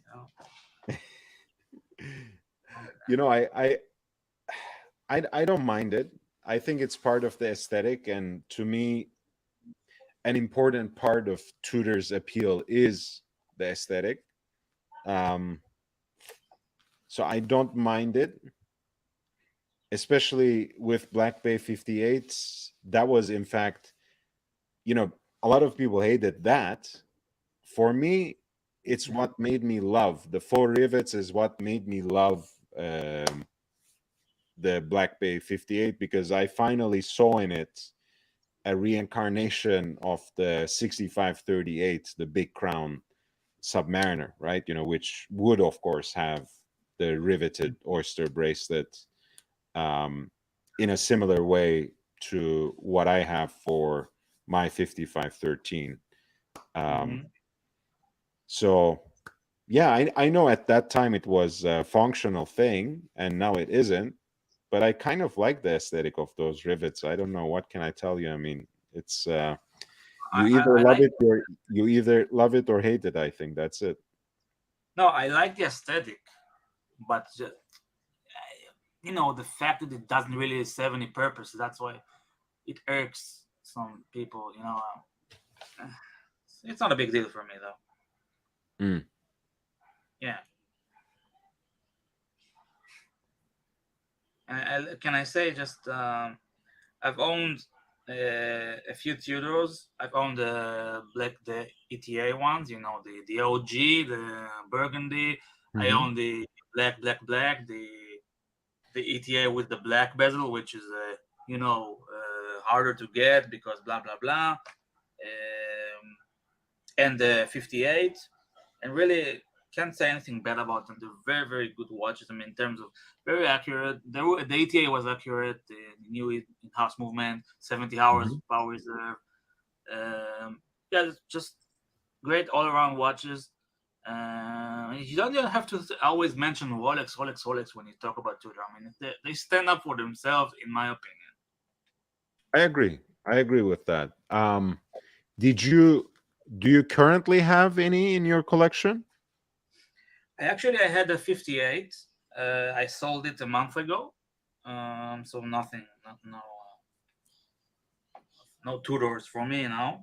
I'd love to get like one of those 90s Tudor Submariners, but then I will actually say, well, I wanted a Rolex Submariner, so negating what I just said. So, yeah. What? What? Why did you not keep any of them though? If you clearly hold them in high esteem, you clearly like them. Because Rolex. No, just kidding. I just didn't. I'm not a flipper, but I have a watch for a few months and I sell it, and vice versa. I guess the 58, as you mentioned, you said you described it very very accurately. You said it's not dressy. Which word did you use? It was very. Uh,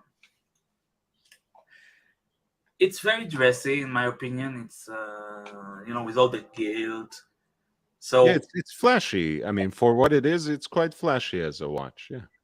yeah, so you can say flashy, and I like a more rugged aesthetic. Like I love the boredom of the Submariner, if that makes sense. So that's why. Yeah, That- yeah. that's like a perfect way to describe actually what I do love about the original balanced, no nonsense, no frills design of the Submariner.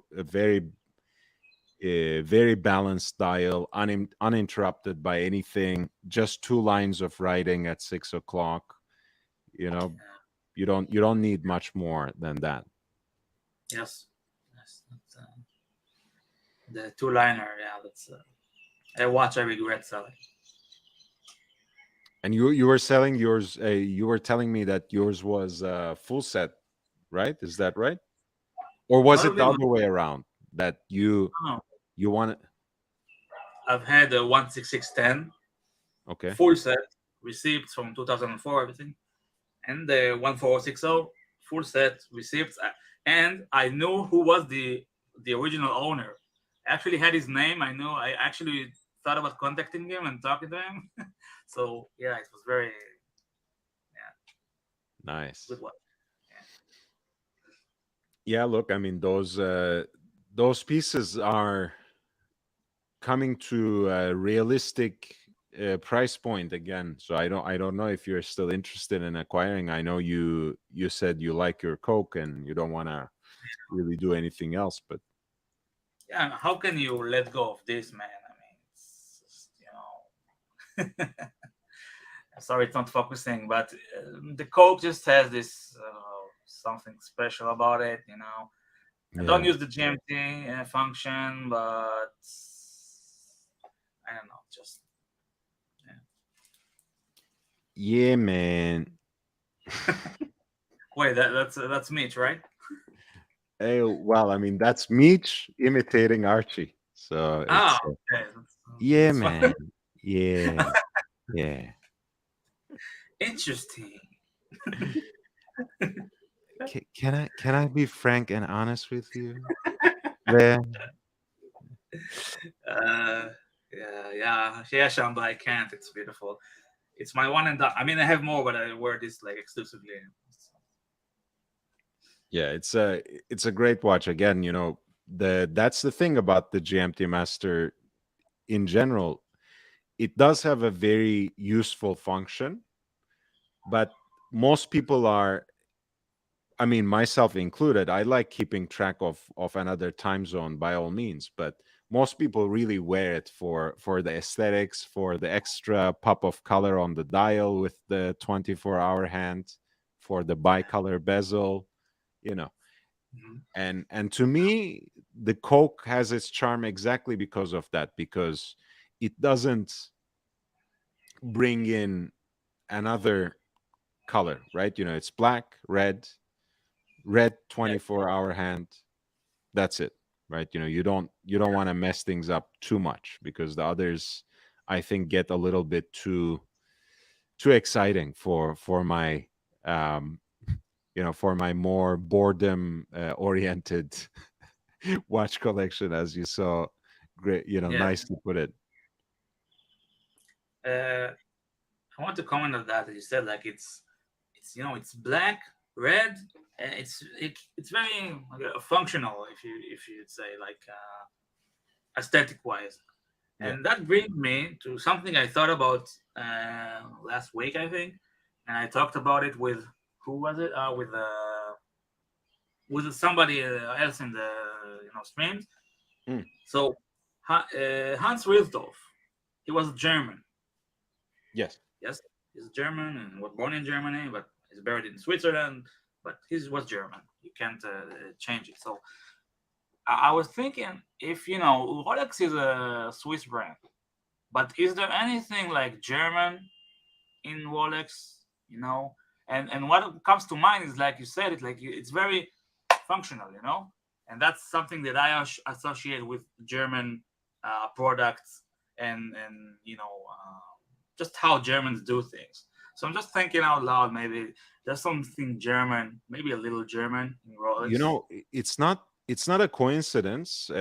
Of course, like most Swiss watch businesses, Rolex has headquarters in Geneva, but as you might know, their hometown is this bilingual uh, town called Bienne in French and Gil in German.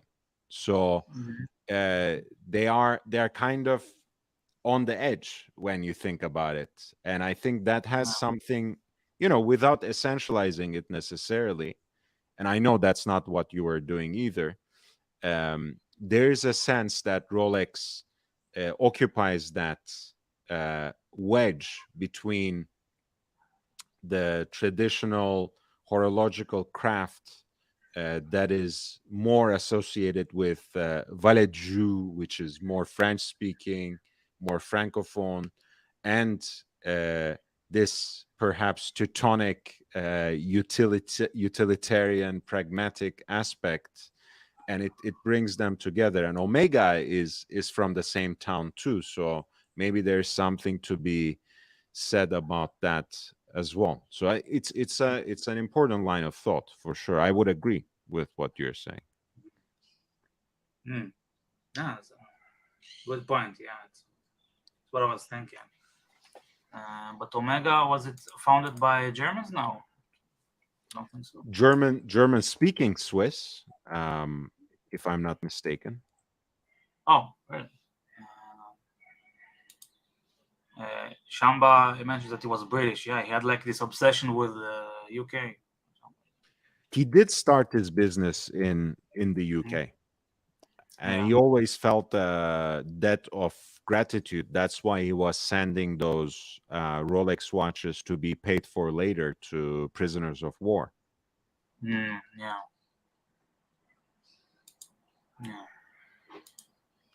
Yeah, That's a Tudor. Yeah.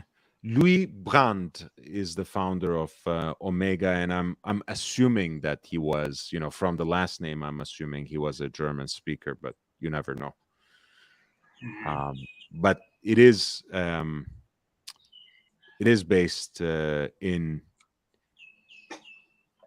Bienne, which is the bilingual town. Yeah. And also Tudor is like a love letter to the British. For sure. Yeah. Yeah, and Shamba, by the way, I'm thinking you know this already, but I have a 16710 with the Coke bezel as well, so probably we have that in common, the three of us.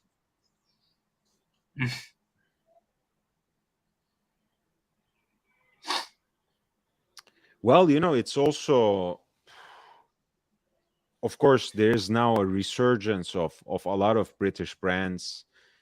Christopher Ward has been pretty steady in carving its niche, and more recently they have started dabbling in some in-house calibers too, which again, it's, I think, as a matter of pride, as a matter of putting British watchmaking on the map again. It's very important, because George Daniels and Roger Smith, of course, these kinds of giants are important, but they're also very small independent watchmakers who make everything by hand. So this new ecosystem that's now growing between brands like Christopher Ward, Bremont, Fears, and so many others that I'm probably forgetting, because that's not really my forte, so to speak, British watchmaking. It restores the history that the Brits have had, in the past. I mean, it didn't really most of it didn't survive the court crisis in terms of the industrial production, and even before that. But yeah, maybe we can say that. May I add the Smiths? Oh yeah, that's right. That's Yeah, right. Smiths. Not focusing, but yeah, it's not really Yeah. Smiths, but it's I love it. It's a cool watch. Yeah, have you heard of it? Yeah, of course. I'm embarrassed now that I forgot to mention Smiths. Yes. It's okay. Yeah, very nice watch.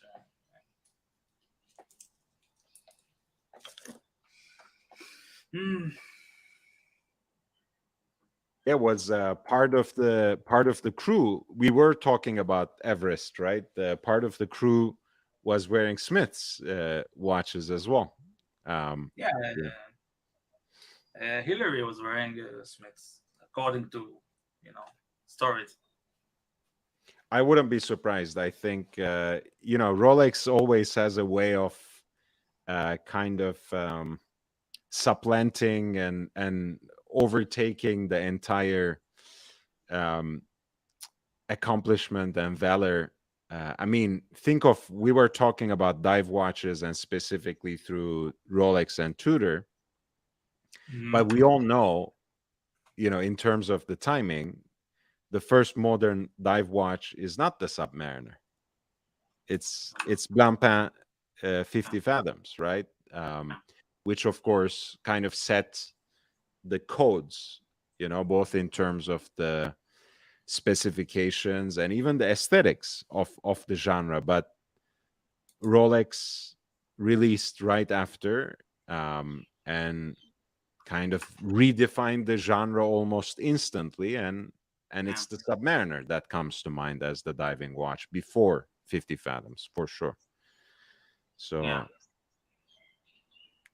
in the same way, when people say Mount Everest, you can forget Smith sometimes, but you probably won't forget Rolex if you know anything about watches.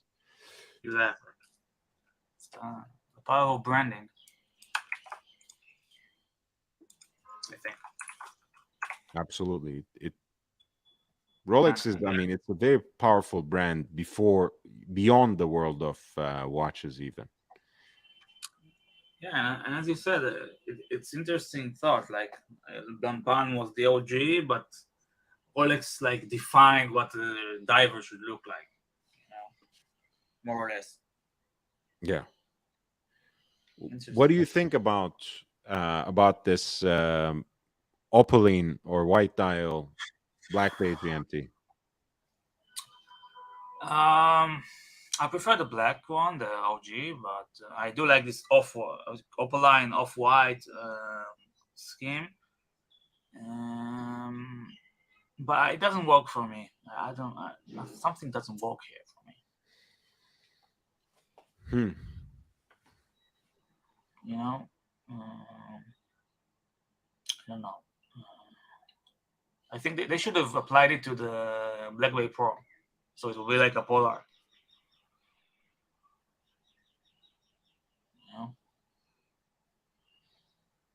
Yeah, I think I kind of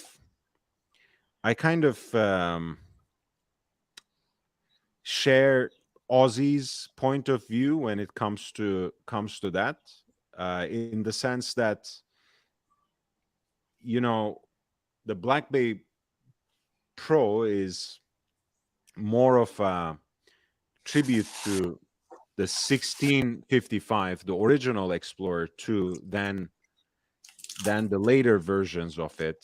And the white dial only came into the picture after the 16550, so like with that transitional reference. So not that it can't be done, but I think it wasn't the right move to expect necessarily. So I'm not surprised that they didn't apply it there and kind of went with this albino dial aesthetic, which is extremely rare, of course, when it comes to the GMT Master.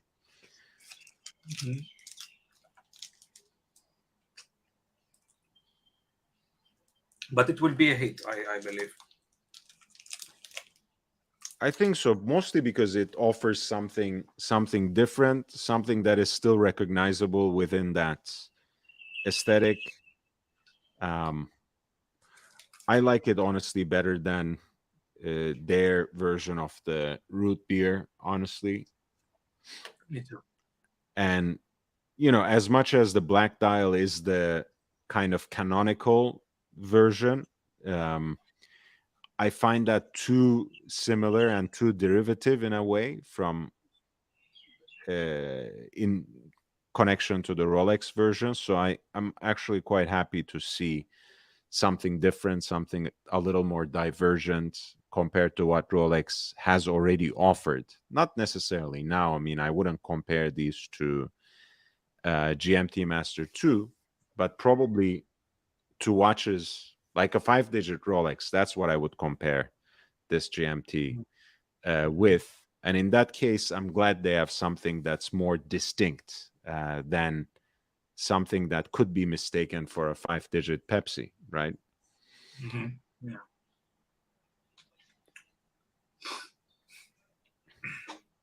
I don't know. I'm warming up to it now. That for some reason. The white dial. Yeah, not just I don't know, something. It works. It works. I have to say it works. On the bracelet, I don't like this superior NATO or Schmato from Tudor, made in a special factory by artisans from Japan, Fukishumo. I don't know. I think their story is like French looms and something about artisanship. You're right, but I'm also kind of look. when it's supplied as an extra in the same package, I'm fine with it. You know how much I like canvas straps in general, canvas or nylon, Yes, NATO style. I love it. But yes, yes. yeah, I don't get the whole gimmick from Omega or Rolex or other prestige brands that try to sell these sorts of straps for hundreds of dollars at a pop. That's just too much. Now, I once paid like I think $100 for a sailcloth strap from Artem, not from Brooklyn, from Australia.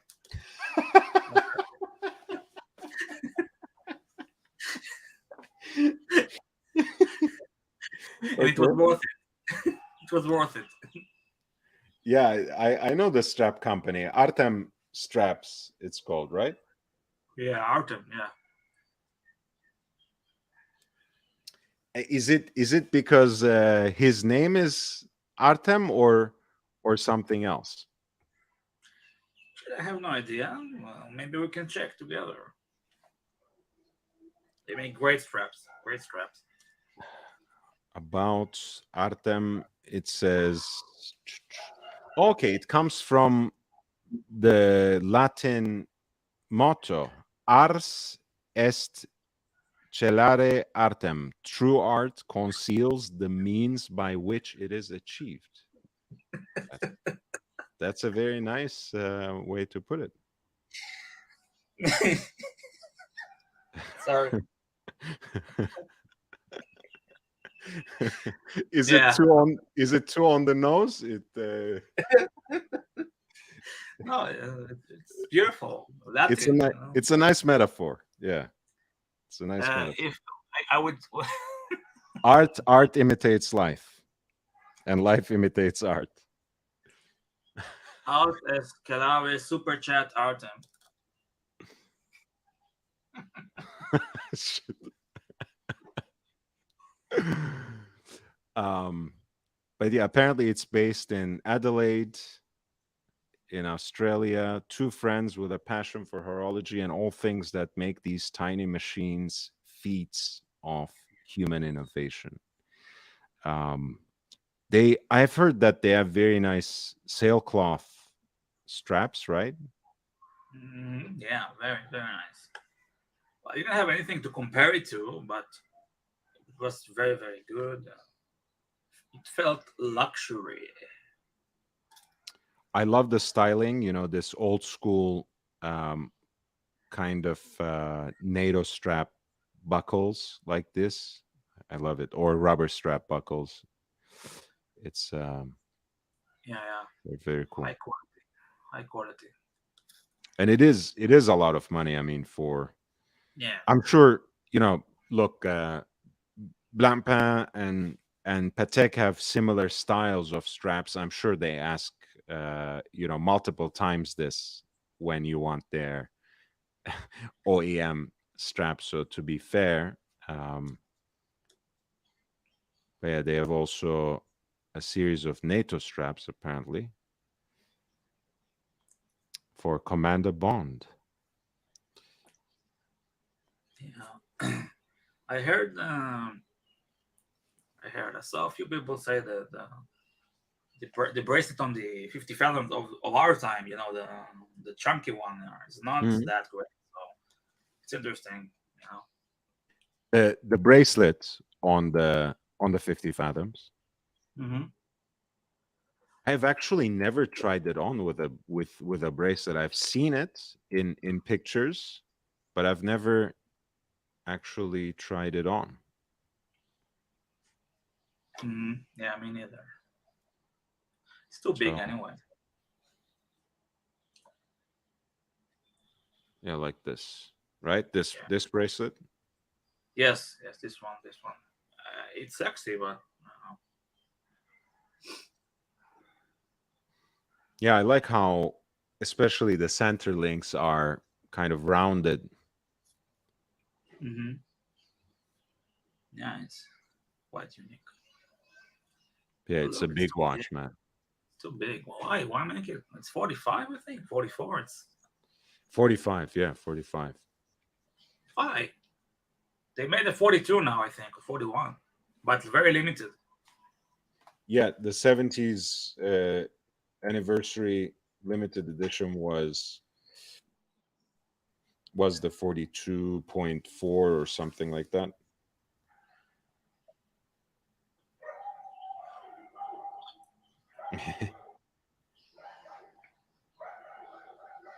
I love the nature noises in the background, you know, the birds and dogs.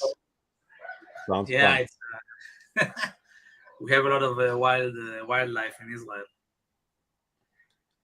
You know, Noah had to bring something to the. Hey man, don't tell my Armenian friends anything like that, just so you know. Why not? Because they, I was in the cigar lounge. I was talking with an Armenian gentleman, and I was just talking about, like, how um Jews didn't come from Central Europe, that they they were inhabiting the same lands as Armenians. And he started this speech. The minute I said this, he started this speech about how the Armenians are the original people of the earth. And I'm like, okay, I guess I don't want to be part of this discussion. um It's I funny because uh, once I was in Austria, in Vienna, and I was talking Mm. Hebrew with my friend who lives there, and somebody asked us if we are Armenian. So it sounds Armenian to some people. So That's interesting. Armenian is a beautiful language, by the way. I like the cadences of it a lot. mhm. And I have a lot of friends here who are Armenians and who speak a lot of Armenian among each other. So I really like it. Mm. Um, but it doesn't sound anything like Hebrew to me. But what do I know? Mm. And they have lots of variations for this, relatively. For the 50 fathoms, Yeah. yeah, they have a lot of variations. I like the caliber in this, by the way, the 1315. Hmm. Again, very performance oriented, 5-day power reserve. Um, nice, nicely finished as well for for a caliber of this sort. And of course, this is presented without the rotor, so it's still an automatic caliber, of course. Um, Hmm. and I think that has something to do with it. This because for 40 millimeter versions, they usually use a different caliber. They don't use this 1315, which means that 42 points change, whatever, um, Hmm. case diameter, probably as small as they can go without redesigning, or at least adjusting this caliber, to fit into a smaller case might not be possible to 40 or whatever. They Yeah. might need to modify it at least.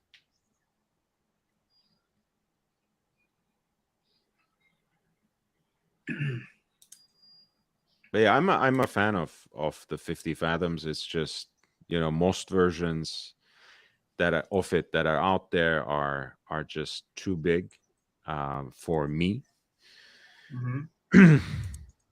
And when they do come with something reasonable, it's usually limited edition. Either it sells out right away, already too expensive, and then it gets even more expensive.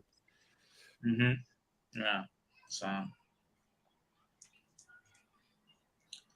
is there a slim chance that you like the BB54 when you actually get it? I think I'm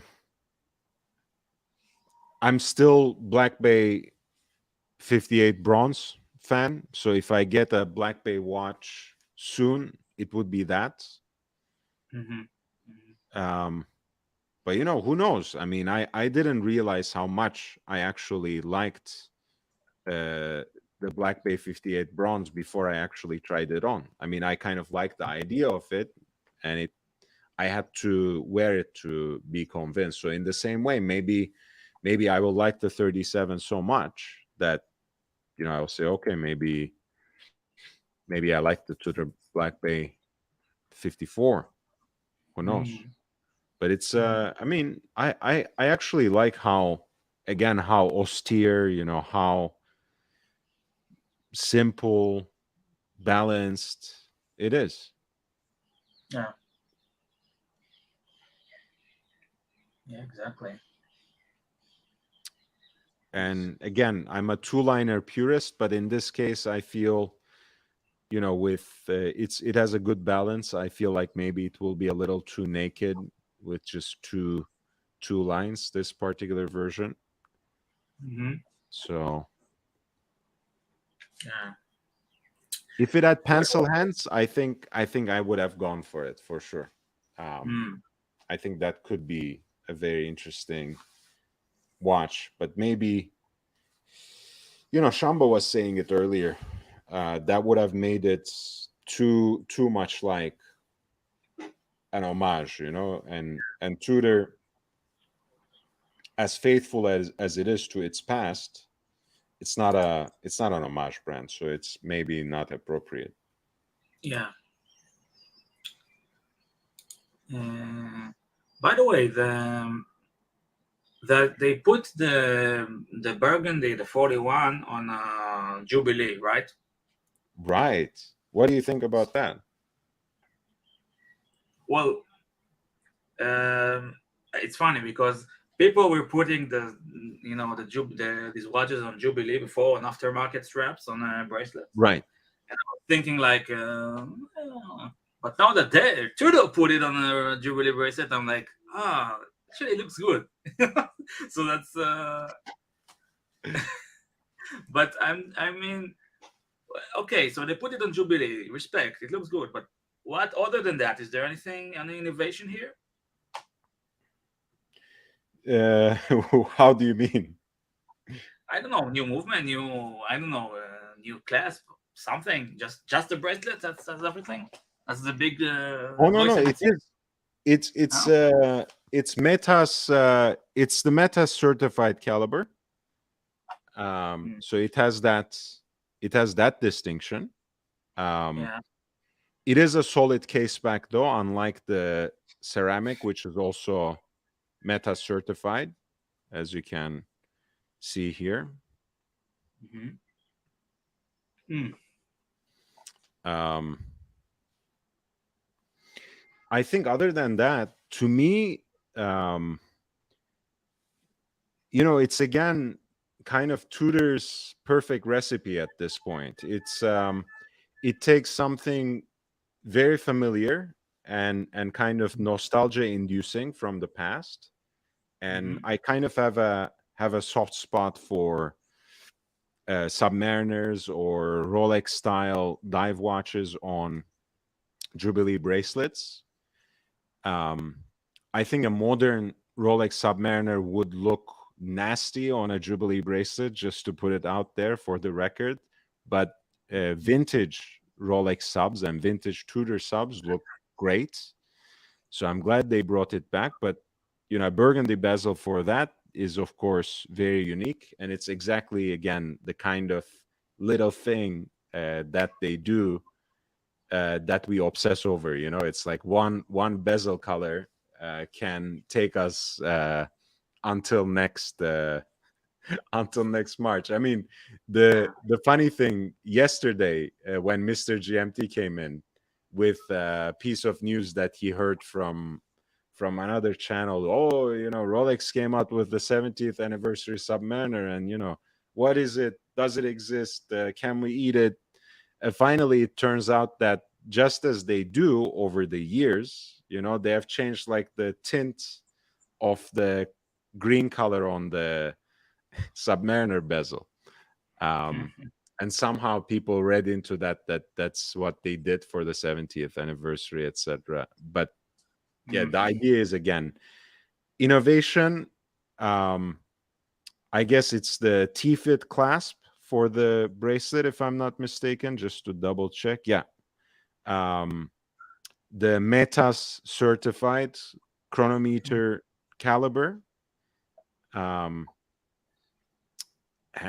the burgundy or red bezel. That's it. Yeah.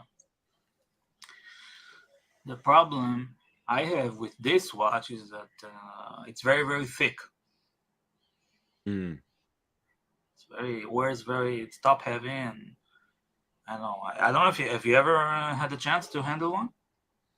No, well, I mean, I did, but I didn't actually take that chance. Let me put it that way. The watch that I tried that was 41, which wears amazingly well, is the ceramic version. And I actually love that one too. That wears really nicely. The black one? The black, black, black, black, black. Black, black, black, black, black, black. Yeah, that's it. Yeah, it's a nice watch. It's a nice one. But too black for me. I mean, the watch is too black for me. Yeah. That I one, think, yeah. it's a cool piece, but it's a little niche. You're right. It's Exactly. and you are in many ways a purist when it comes to these sorts of watches. You want them as they come, not, like you said, you may like rugged, but not all the way like this. Exactly. This is too goth, it's you see the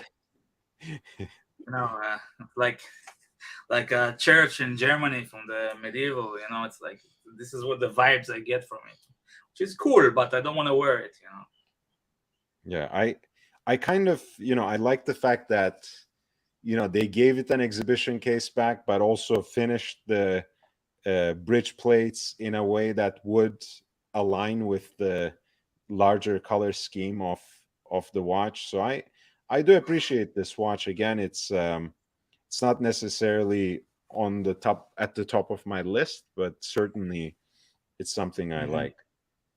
And I generally like the fact that they are experimenting, that they are implementing materials that Rolex never used in a case.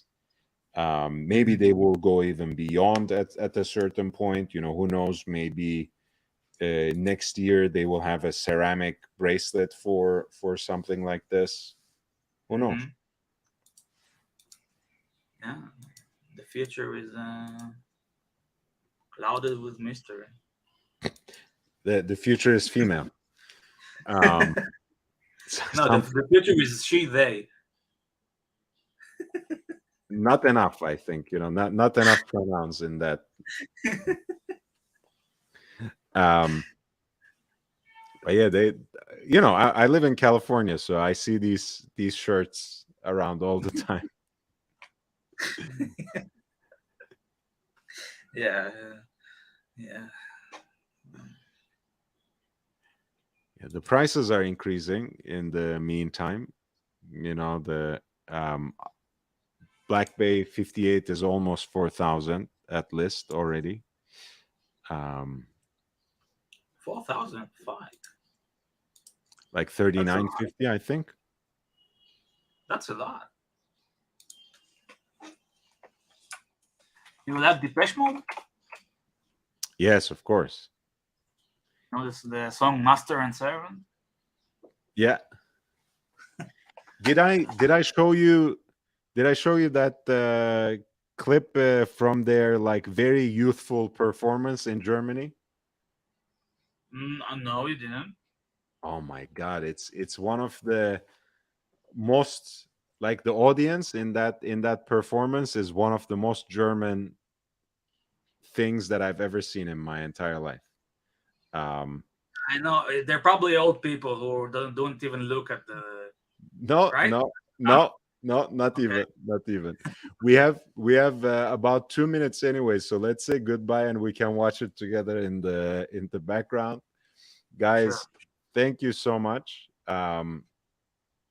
Thank you, Ozzy and this for accompanying me on this panel, for the great company and conversation.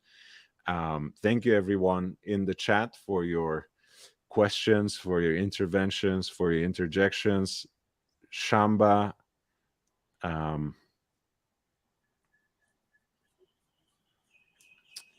Jake Brooks, Pavel, thank you for the super chats. It really does mean a lot. Please hit the like button on the way out. That always helps. I'll be with you with some further content tomorrow and also the nightly live stream, of course. So stay tuned and keep your eyes peeled for that. If you want to reach me in the meantime, please don't hesitate to write to me at Lord Hellespont V. That's Lord Hellespont V at gmail.com. Yes, please hit the like button on the way out. Share everything far and wide. Let's get this channel to 5,000 sooner than later. I appreciate you all. I'll see you soon again, at least at the nightly live stream tomorrow. Until then, goodbye.